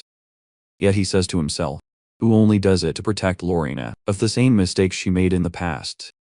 And in that he notes that the Order of the Ice has returned from his last mission, which means that Mr. Beowulf has finally returned home, or at least that would be the case. In an ordinary scenario, for the leader of the Order that cleared William that the Duke said he had something to do, so he sent them to them before giving himself completely alone in the North Sea, an area that for him is like his personal playground, and will probably only use that time to annihilate some heroes. Of course, the leader of the Order found out about the situation with the baby and took pity on William, stating that he is surely having a very bad time. But what interests him most is to know what they think of the boys who arrived with Lorena, and it is believed that they are from Fair. William mentions that they are still young, but they seem talented, especially that such Jan, who is definitely no ordinary warrior. And you can rest assured, because with Lorena around you, will be safe. The problem is that even with that in mind, the leader comments that he has a very bad feeling, as if a storm were about to fall on them and send everything to hell. After that we spent a few days to one of the governor's annexes where Momo tries not to die of boredom. It turns out that the situation with the baby eventually has calmed down while waiting of the Duke's decision, and have already adopted to take a break from the battle. So although she herself was in charge of collecting 3 flags, spent all the energy there was been accumulating and does not fit of another but to see all the fools training, and among them is William, who with only a wooden sword is able to overcome Cruel by keeping him at bay in a very impressive way, which motivates the boy in a positive way to keep on fighting. And the other fool is the Berta, who insists that the battle with Jador and made him realize how weak he was, but in reality is there because of Estalon. It turns out that he has finally found a clue, as he realized that every time he tried to touch the sword he was reacted with sadness. And when you told a stranger random if I also felt the same way, this one told him not to stop the people of the north with the sword alone is heavy, and no longer assumes that it can be that everyone here is using the method. Beowulf, a unique technique in the way he handles power. Of course, if you want to learn more about it, has to train with them. And at that he approaches the leader of the script order, who presents himself in the form and congratulates him for having been able to defeat to a boss at such a young age, and no longer insists that it was pure luck, and that it only costs the war that the others had already learned. To what is, takes the opportunity to question him regarding his relationship with Lorena, and when the protect tells him that he has no relationship and interrogates him as to why the fuck he's not interested in the girl. At first glance, script is another crazy one to vote for the Beowulf, but the man really takes advantage of the proximity to confirm what William had told him. Gem may look like a rank 5. However, it is obvious that it hides a potential Overwhelming so, he proposes that he fight with his recruit, younger and promising, and even though it is the kind of battles that Jan would avoid accepting, thinking of seizing the opportunity to learn more about the method, he wolf, and even decides to provoke his opponent, asking you to use a real sword, and in these circumstances. That's an insult, so script gives him the authorization to get serious, and even if he looks at, still decides to fight with the wooden sword, releases all its power in a rather impressive attack. Or at least it was, because the next thing we see is that Jan is able to it and submit it in a matter of seconds. And at the same time, in the thorn forest of the north, a barbarian old man notifies a man that the Duke has not yet returned, which leaves him somewhat thoughtful, until he asks him to summon all the bosses, angels since the great Janie calls them, and back with the cruel protest. Finally gives up against William, and he congratulates him for all his efforts, what the boy considers a mockery since he was not able to touch it.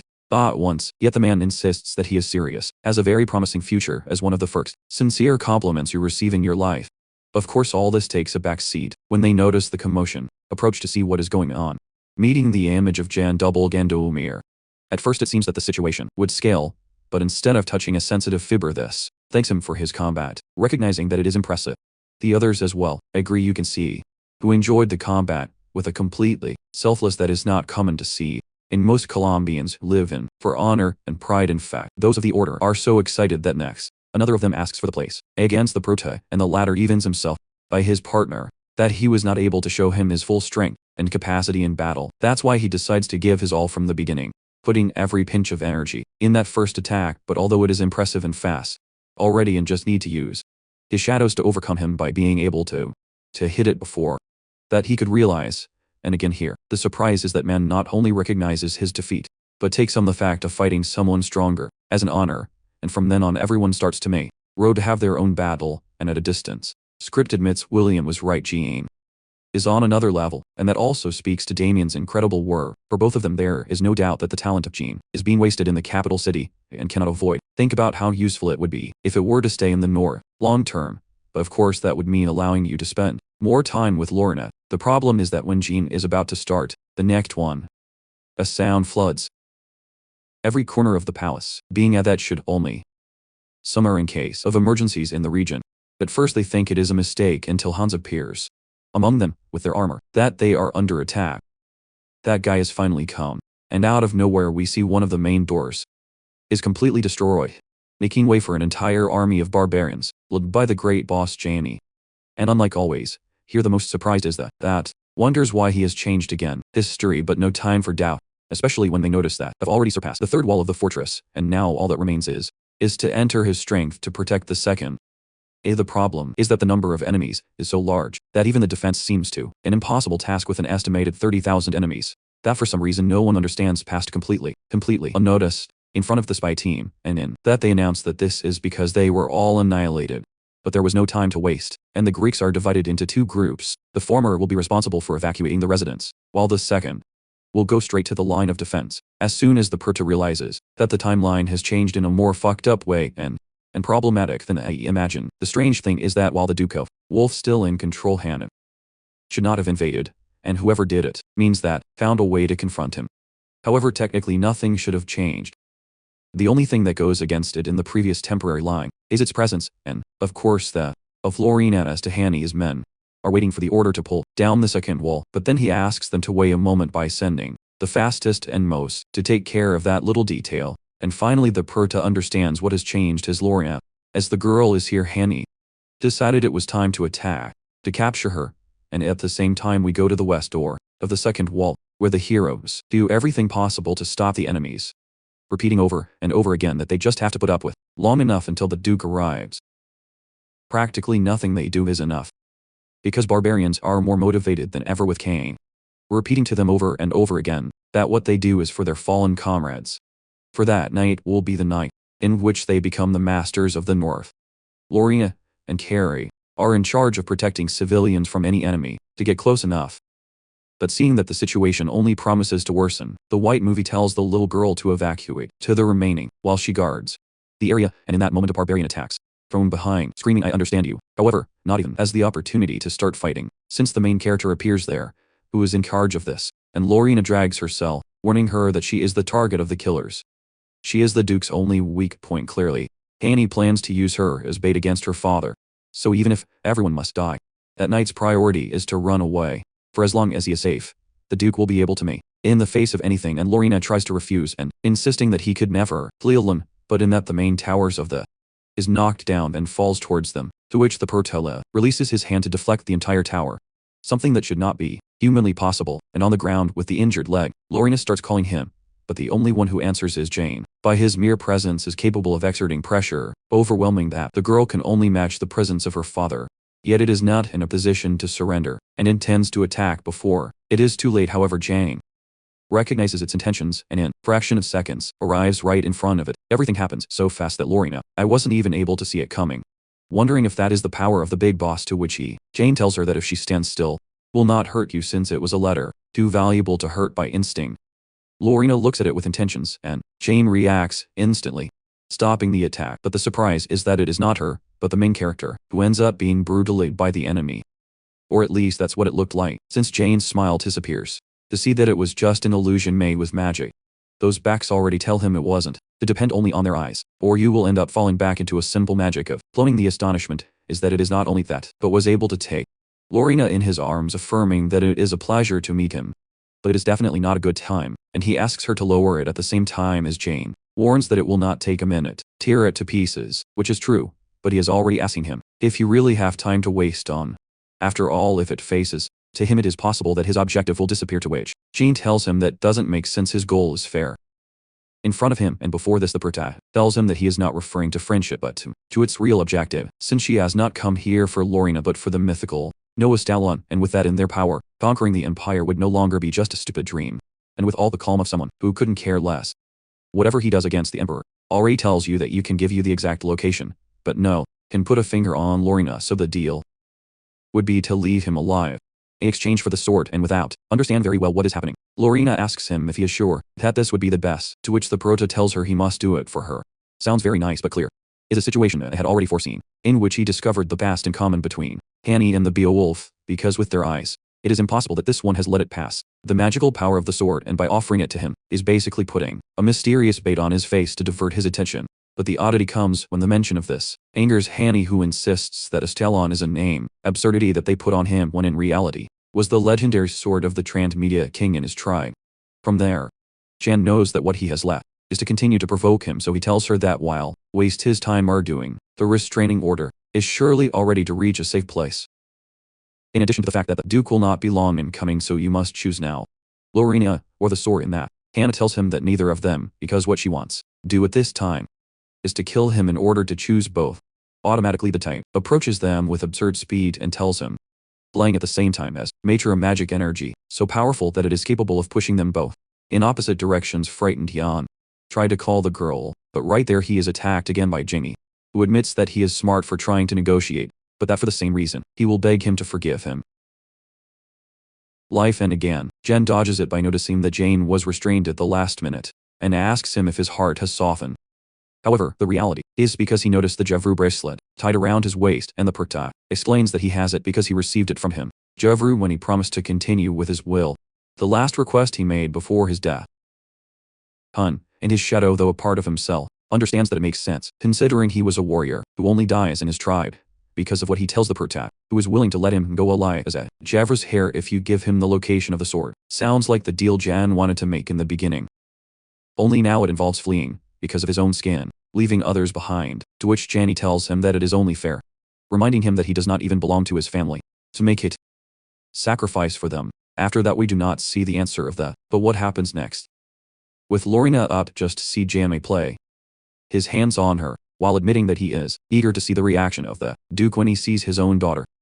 In this situation, the strange thing is that in that situation a voice screams idiot, and Lorena begins tote, revealing that this is one of Janet's typical tricks, who did give him the location of the sword, but seeing that Janet would not give respect to Lorena, decided that it would be best to run away with her, saying that he would not waste his time in pursuing them. Of course, the trick was so perfect because Momo agreed to help him, and congratulates him for wearing the Jebru bracelet to use to manipulate it. But now the priority is to wake up Lorena to go looking for the sword, because among the Prota's plans has never been giving it up and take advantage of the fact that the sword is not willing to go with just anyone to save time and take it for himself. At the same time, Chani comes to paradise, where he effectively finds the sword and sings victory, assuming that with it in his possession, Neither the Duke nor the Empire will be able to stop it. The problem is that since the Prota had predicted up to now does not give way so easily, and emits a powerful energy by affirming, "You do not have the right." Jane does take the situation as a challenge, smiling while asks why a fucking sword dares to make alleged scandal, and at that time the chief of the barbarians takes the sword hard, demanding that it stop putting up resistance. That recognizes him as its owner once and for all. The surprising thing is that for some reason the sword obeys and it can feel that it has begun to give in until out of nowhere, Hans uses his own sword to the walls of the cross and attack him with everything he has. The problem is that Jane receives the attack with his own hands, and at the same time that this is happening, Jean leads to Lorena to a shelter in the basement of the tower, asking him to wait for him there until he is finished with the war. And although she insists that she can also fight and that he cannot stand idly by while his people are attacked, he tells him that his role in battle will go beyond. In fact, the Prota tells her that there is something else that only she can do to stop Chani. Of course, this is astounding in stating that she is willing to do whatever it takes. The Prota tells him that he needs give you the most valuable thing you have. Only then can he defeat the enemy. But the problem is that the selection of words that have already decided to use, they are curious, and she blushes, assuming something completely different. In fact, until Momo realizes that it looks like he had proposed to her, make little things and gifts, so that the Prota, it is up to him to clarify that he may have misinterpreted it. What he wants is to give him the spell of union. For now you cannot explain exactly why you need it, but they make it clear to him that without the spell they will not be able to stop Ani, and while that sounds like a valid argument, she asks him if he went crazy. Speaking of a spell, secret that has been secretly transmitted in his family by generations, looking like he was going to refuse, until it only makes you promise not to tell anyone else. And with that said, we move back to the battle between Hans and Jane, who exchange blows demonstrating which are fairly evenly matched in terms of power. In fact, Hans even is able to use techniques that only the Duke masters, and it seems that the barbarian leader acknowledges being impressed, assures him that he will not be able to defeat him with just that, and in a single motion is capable of nullifying full attack. And in the midst of destruction we see that the sword of Astalon is already quietly on the ground, and there appears the Prota, who approaches this stealthily while Momo tells him it was a good idea. Sentuo puns to distract him but warns him that if his plan does not work the moment the sword reacts to it, Jane will notice his presence, and he will be fucked up. Chen is aware of that, however it does not fit of another but trying, and the effect is automatic. Being such a great energy almost sent him flying out of place, and in this way begins to remember their conversation with the arena, who in reality was still quite dubious, repeating to him and herself that she should not say anything, for it is a rule that has been present in his family for hundreds of years. However, the Prota looks at her seriously and asks him what is more important, the rules or the persons under his command. Must decide to lose its people in order to keep the rules, or break the rules to protect its people. And even though it sounds simple, memories invades the girl's mind, her father's voice asking him not to mention a certain name again, for he is someone who has broken the family rules. And in spite of that, the girl admits that cannot be left out of. Arms crossed, so take the hand of the Prota and puts it on his chest, affirming that he will entrust him with everything he has. Jan automatically blushes, but it turns out it's him now that he is misinterpreting the situation, since this one asks you to concentrate and feel the flow of mana inside it, and the next step is to rotate, repeating the words. Ice is the culmination of calm if you reach it. Detention even in the cold snowstorm. The soul will flourish perfectly, and the powerful energy of the sword turns to a bright white color, and symbols begin to flow around the spells of the union, the same as those that came out of the book of the first emperor, and flow for a while until they enter your body. That finally, his has obtained the mighty sword of the dragon Astalon. Not only that, but to have practically accepted him as his partner. This one changes shape, taking on a superimposing appearance. And on the other hand, Hans falls by himself without being able to understand what kind of monsters you are facing, or how it is possible for it to continue predicting their movements so clearly in the middle of the fight. Even asks him if he has no limits, human strength, or if they had met few people so powerful. But when Jane warns him that his life will end here, both are paralyzed when they feel an imposing energy of the sword. That's a very different one, the one they had previously experienced. Jane understands that there is more to it than the Prota, and that it is already from going to the realization that the bastard cheated on him. For his part, Hans sees this as an opportunity to attack, but Hans is again able to stop his sword with one hand, just to break it into 1,000 pieces, and make it clear to him that the fight is over. However, it does not stay there, because he faces that if he had not intervened already, would not have been able to take the sword and attack to kill. The thing is, where should the sound of the meat be? Devastated, she hears nothing because Jane is stopped at the last minute by powerful chains of ice, corresponding to a freezing magic technique that no one in the mirror should be able to use. No one except one person who is always in charge. To do the impossible, the protagonist advances towards them and radiating a brutal aura. F automatically begins to insult him for having taken the swords of his king, being ignored by Jan, who can't believe that this can exercise such an amount of power by simply stirring it up. More that the mere fact of taking it into his hands has reinforced its frostbite magic to such an extent, and there is no doubt that his sword is incredible. However, what most surprises Pain is not just that he was able to wield the sword, but your body, Yakuno era, and had total control of 3 circles of mana inside. Brian is annoyed that he was able to see it so easily. But the worst thing is that Hain doesn't seem worried. That's all. Experience. The potential of the sword only causes it to be excited because of its potential, claiming that he has been chosen by the sword, and all he has to do is kill him and snatch it from him, and with that, is preparing to fight by accumulating a gigantic amount of energy in the palm of his hand, to the point of creating a sphere of pure mana which he calls Big Sun, black, that throws in the direction of the proto. This responds with one of the most basic movements in the handling of the sword. However, the difference between the proto and any other is that a simple movement generates a massive destruction that divides part of hearts in half, and also to Bade, the black son of hand, and this one opens his chest with a clean cut. Physical resistance practically of the leader of the barbarians is at another level, and yet he manages to launch the attack, pressing the bud on the other side of the, and in the midst of the subsequent calm, acknowledges that he had spent a long time since the last time he was injured in this way, and once again the battle only thrills him, is probably the only sword capable of tearing their muscles, and developed his best combat technique. In general, the sword has the ability to cut the mana, what matches perfectly with him who can see mana. The Perta here corrects it by clarifying that it is not so simple. A Talon is the flow of mana and can stop it completely. However, his brain cannot understand this difference, and will never be able to handle it, and Kane tells him that he will find out when he uses it, until he notices that his foot has been completely frozen and is beginning to feel it. Was the shadow of death that cold, extreme, that only a few in the north will ever experience? The power of a white-haired man behind his back, who asks him what a boy like him is doing in his home. How you can imagine it is the Duke himself. Beowulf, who, upon obtaining the answer, begins to descend towards them, creating its own ice phone, in a scene that is completely impressive. And from one second to the next, the hat, bold from before, disappears, and while invokes a gigantic AC dragon, the Duke asks him again what the hell he thinks he's doing, asking you to choose your words very well, for whatever it says may be his last will, and, having recovered from the initial surprise, Jane is presented as the big boss who unified the barbarian tribes, but the Duke insists that he does not need to know the name of a common barbarian, demonstrating a level of arrogance that only Himesh's power. Jane thinks he has never seen anyone with such a dense mana before. However, the surprise here is that it does not stops to attack, stating that he always have been destined to fight. And at that moment the Duke insists that someone like him should not say his name lightly, and without moving a single finger, extends its development of the domain, the last ritual of Lord Eternal Ice, a technique with which it is able to freeze all enemies several kilometers around. For the most experienced engineers, that is the sign that their leader has arrived, and that they will finally be able to rest, for the battle is over.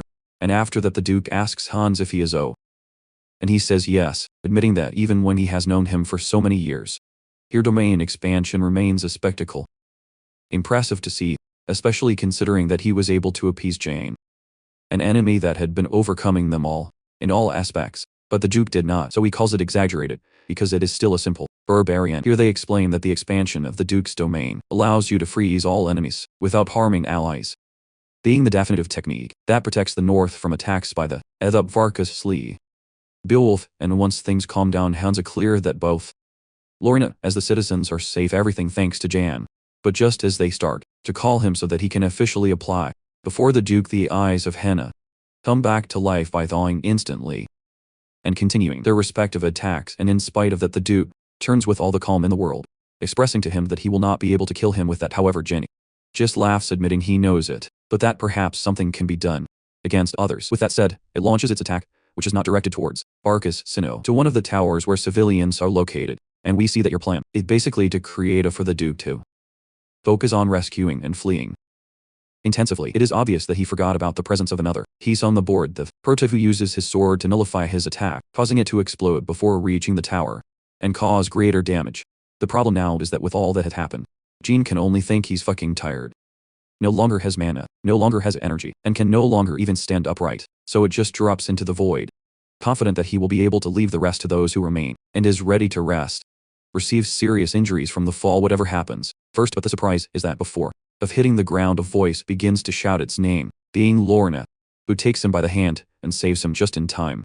And after that, the news about northern barbarian radiation spreads rapidly throughout the empire, reaching to the ears, Checkered but also Lion, who reads the report in detail and look at the photo of the protagonist without being able to understand how someone like him always ends up in the of the problems. And after all, a few days in the main cemetery of the palace, Beowulf Lorina approaches with sorrow to one of the nurses, recognizing that a long time has passed since the last time he came, and who is surely upset with her for not having visited his own mother in so many years. And with that said, begins to tell them about madness training, that I have kept her away for so long, and even insists that he met someone so strong, like his brother, an incredible boy, that without trying to do so motivates her more and more every day to give the best of herself. Of course, has not forgotten the goal that leads him to join the special forces as he avenge her, annihilating the bastards who took his life, and find his missing brother. Coincidentally, the conversation is seen interrupted by the arrival of ships, causing Lorina to decide it's time to leave. But even though she insists she cannot miss her train to be released that same afternoon, her father stops her by handing her over an ice crystal that for northern users is a supreme elixir that will help you use the ritual. Wish to luxury someday. However, Lorina refuses to accept it, stating that she does not need it, to which his father tells him that he has already heard about the barbarian baby that so much insists on protecting, so if you want to, that forgives his life must given in some respect. In a nutshell, if you want the child to be cared for, have to stop being as. So Lorina accepts, taking the glass abruptly and away from him as the Duke gives him some advice, congratulating her on her evolution, and confesses who wants him to stay at home at the beginning. It seems that Lorina would ignore it, but that's what she stops at, and asks him to remain so strong, claiming to see him in battle made him feel that nothing in the world is a threat. Practically there are the compliments, because with tears in the eyes, asks him how being so strong could not protect his mother or support his brother. Not that I hate them, but without them at home, that was a place. The one who did not want to go back. With that said, the girl withdraws, and now it is the Duke's turn to talk to his wife's grandmother, recognizing that he was never as wise as she was, and who does not know what to do to make Lorina forgive him about what happened to his brother. You ask yourself, and tell the truth would improve the situation. Let him know that on the day that the insects of the Revolutionary Army attacked on Tuesday, they could only do it thanks to the fact that they had internal help, his brother's help, the one he admires so much. And at that moment, Marquez could not believe what was happening, until his own son, Beowulf, looked him in the eye confessing what he had said. And in the end, Marcus did not have the courage to execute him, so he only exiled him, not knowing if that was the right decision, much less how to tell Lorina the truth about the worst is that eventually the girl will find her brother and discover everything in the worst way. But his thoughts are interrupted for the arrival of the outbreak whom he sent for because of their performance in battle. That is why the Duke tells him that he has decided to grant him a reward, and that he is willing to give you what he wants, even if it is that mighty sword inside his coat that he secretly stole. The funny thing is that they no longer tells him that he does not know if that will be enough, since he has saved Lorina several times, and that after all, this is just a dirty sword and dusty woman he found abandoned in the parking lot. That makes him laugh at the Duke, who tells him he's a fucking madman for speaking to him like this, but happy to know that he is not someone who will allow himself to be controlled by power. Of the sword is in fact willing to give it to him from of any other reward. However, it has a condition. Even though the North is under his control, the center of the to the bottom of a bunch of psychopaths, so your mission will be to protect Lorna, committing to take care of her whenever necessary. And Jan accepts, and we move on to Beowulf Central Station, where he meets the others who are excited about all the rewards that will receive by having fulfilled the mission and much more, without a single one. And then the train arrives to take them to the Endorse, where they leave with gold, foreign objects, and in the case of Jen, a completely changing sword, the course of history. The strange thing is that before getting on the train, a strange crow perches on his chest, and he asks them to go ahead because seems to have forgotten something in the palace. Although with some doubts the boys accept, but clearly it is a lie, because the crow was sent by none other than that Damian with the instructions for its true mission. After that, the prota arrives at the center of the city, where Momo finally gathers the amount of energy needed to recover your real body, stating that even though the Gene asshole swears he did everything, only reality is very different, and if she had not been by his side, would have died a million times, and in the end she ended up using so much mana, who fell unconscious. But at least that break brought him back, stronger than ever, ready to kick as many barbarian monsters as necessary. Unfortunately for her, the prota tells him that the battle against Jenny ended a long time ago, and they are no longer even in Beowulf and not in a nearby city called Salma. But that's something I would have learned had it not been because he spent almost a whole week sleeping and swallowing His insults Momo asks him what they are doing there, to which the protag insists he does not have time to tell her the details, asking him to follow him as it is time to work, and in this way began to move, and then he explains how things ended, insisting that it was all thanks to the arrival of the Duke who was about to leave with the others. When he received an order from Damien to move to Summa, the truth is that it was not entirely clear to him, but the note said that his childhood friend would be waiting for him in that place, what refers to Rodrigo's daughter, who he supposedly does not see, since becoming an apprentice special forces officer. It looks like Damien finally managed to locate her, and the mission will be to her. Good easy, but for that point everything is at stake, since if Damien learns that his story is false, what he has built up to now could, and that is the only positive thing about this situation, is to contact her first, will be an advantage to maintain their effectiveness, and in this way they arrive to a street full of bars, hostels and brothels, so that Momo begins to bother him by stating that he reached that age, and insists that it can give some tips for success with women, and he already tells him he's not there for any of that, and arrive at a mysterious call of it in a rather strange place, where the bartender tells them that they do not sell alcohol or food, or anything. The guy basically asks the protag to go to hell, and even though Momo is very offended, and insisting that they look for another place, Jean smiles, as if he knows they are in the right place, and states that he is ready to place his order, wants 2 glasses of whiskey with wine and olives on top, what it looks like a code, because after saying that man's attitude changes completely, welcoming you as a customer. But the weirdest thing comes later, since something on the wall opens up, showing the way to the real, or so it seems, as the reality is that it is not an ordinary club, but of a network of spies where what they sell is information. For this point in the chronology of the network is only at the level of the Summa alleys, but Ian knows more than anyone else that this will change very soon, expanding throughout the continent under the name of the Beggar Guard, and at the end of the hallway a voice welcomes him, being the beautiful leader, who directly asks him why he has come, and already tells him that he is looking for to a person, of which only she knows her name, Candle, that is her. Automatically the woman is surprised, asks, "How do you know his name, and who the fuck is he?" Warning me that in this world I understand her can be extremely dangerous, and without waiting for explanations pressed a button on the edge of your desk, with which it activates a trap that releases dozens of strikes impacting straight on his back, and with a sigh Candle claims that he is just a young Republican who lived in it. Unfortunate, but she is the one who ends up surprised to see that Jan is completely intact, insisting that it is time to talk business, and still, without understanding how she stopped the smiles, Bella tries to be kind as long as wonders if he is a mercenary hired by Noble, to what the protag insists that he has only come to do business, more specifically, has come to buy something. Buy it from her, as both Momo and Candle will imagine misinterprets things, so he clarifies that he highly values his ability to collect information and how to has managed to discover and spread the greatest secrets of the nobles without fear of retaliation. In a nutshell, wants to work for him and watch over, to understand that it could do so is under the right price.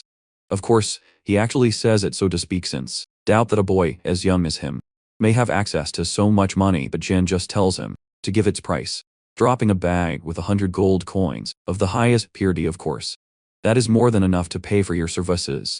However, the Prota decides to do things even stricter, betting to raise that amount to levels unable or deliver it to the thousands of enemies that it has accumulated over the years, and in the end they make a deal for 400 gold coins, enough to feed thousands of people for a whole year. And although at that point it ensures thinks he loves her for something murky, and that he will have to give her his body, the Prota does not hesitate to show him the contract, asking you to sign it and read it carefully, as they will meet again very soon and only once.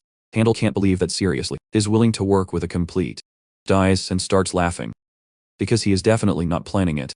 Take the money and betray him as soon as he gets the chance. The problem is that the mere thought of fulfilling the contract causes his head to start hurting, to the point of feeling that it could explode at any moment, and at that the contract approaches her, including an important clause, which makes it clear that if she breaches the contract, does something to please Jan, his head will explode. In a nutshell, is now tied to him, as if she were a slave, and their complaints can be heard even on the outside, where Momo congratulates the Prota for such an idea, and there we see that she was the one who developed it to cast the binding spell. That both money and alternative space where he had it kept was a small gift from the Duke, Beowulf, but most importantly, is that adding avalanches or rows is just the beginning. And on the other hand, already in the evening we see some instructors for reach the mansion in the middle of the forest, where you will find a little girl with blonde hair, apparently Rodrigo's daughter, and after that we went to the forest, Verdine, where he no longer finds the footprints of a road, estimating that they will have about 3 days, and that they are on the right track yet. Momo begins to disappear, and he explains that the mission is still rescuing Rodrigo's daughter. What it may sound like contradictorio, considering that he is the leader of the special forces, and he is subordinate, but assumes that Demian wants to use it to aid him in the conflict of factions have currently been following for 3 whole days, a giant road full of escorts, so he wonders if he is serious. It is Rodrigo's daughter.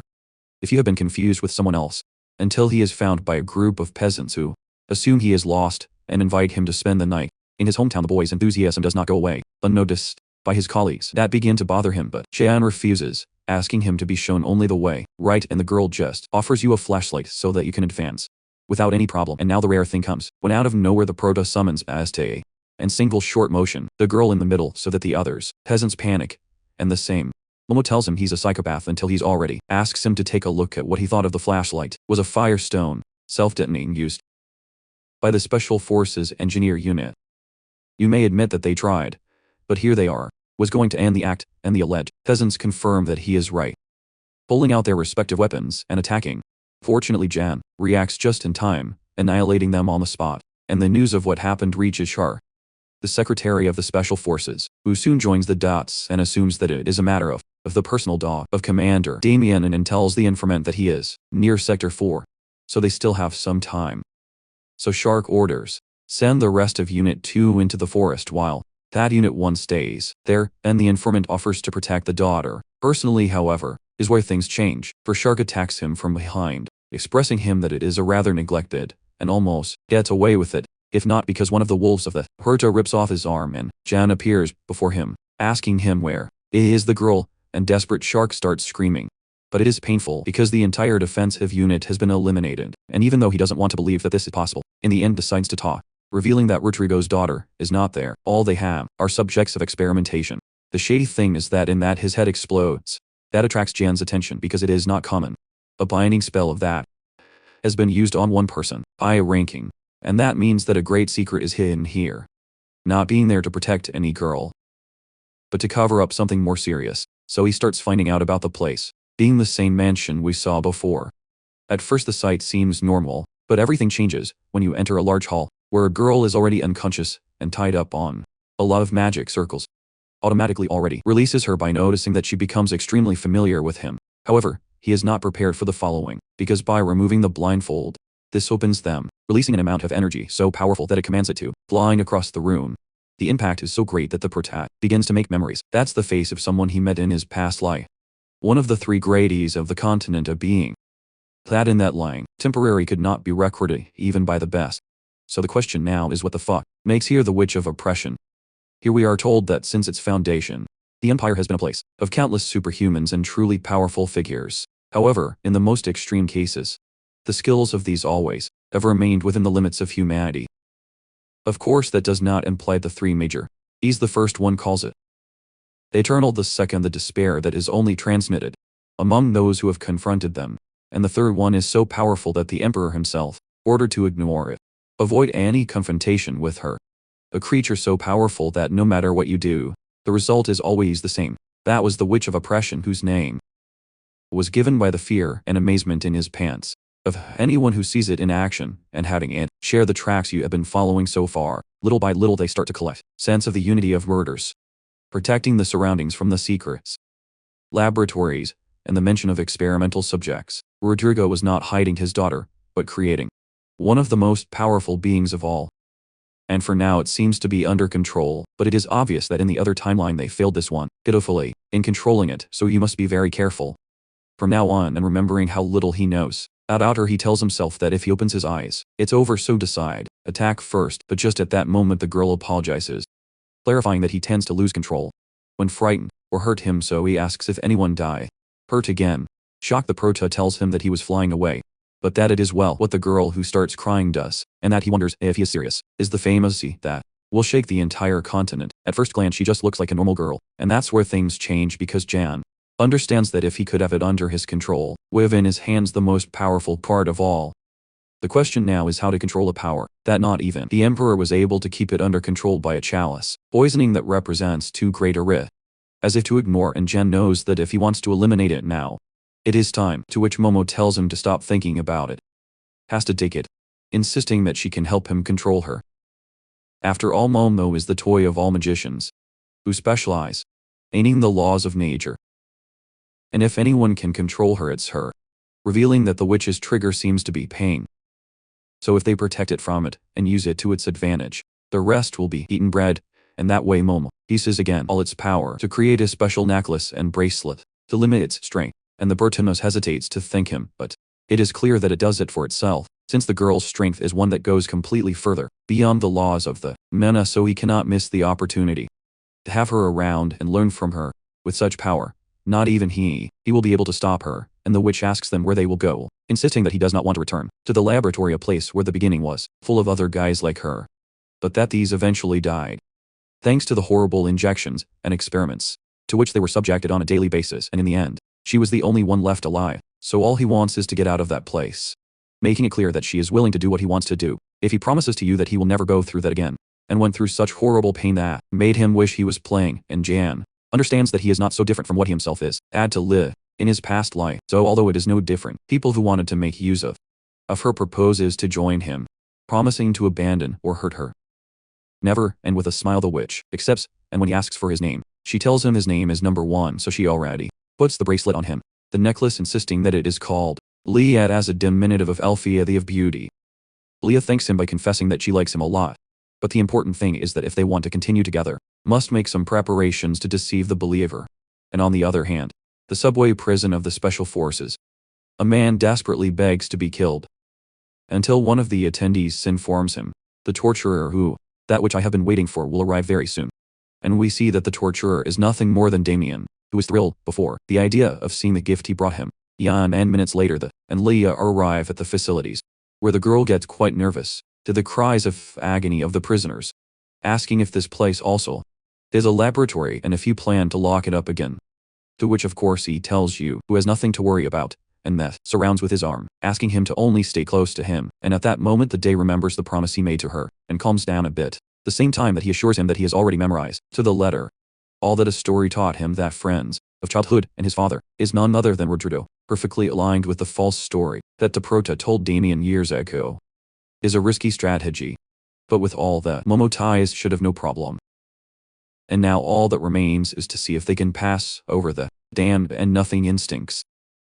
Deprota feels how something is approaching to them and asks Leah to stand behind him, being a prisoner who runs, desperate in the corridors, until his head is split in two, and a mocking voice greets the star stating that he has spent a lot of time since they saw each other, automatically tells him that he has returned from his mission. The man soon assumes that Leah is Rodrigo's daughter, insisting that he hopes he will enjoy the party, welcome that he prepared. And with those words we pass to a room where the girl begins to tremble and complain, but not about the pain, but of emotion. The first time he has seen so much food laying in one place.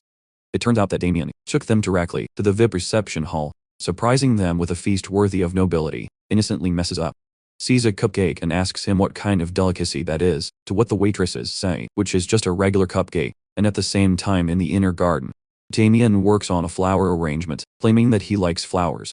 For a while, the more beautiful the cut wants, turn around and ask him about that. If he really thought he would torture the girl, he would.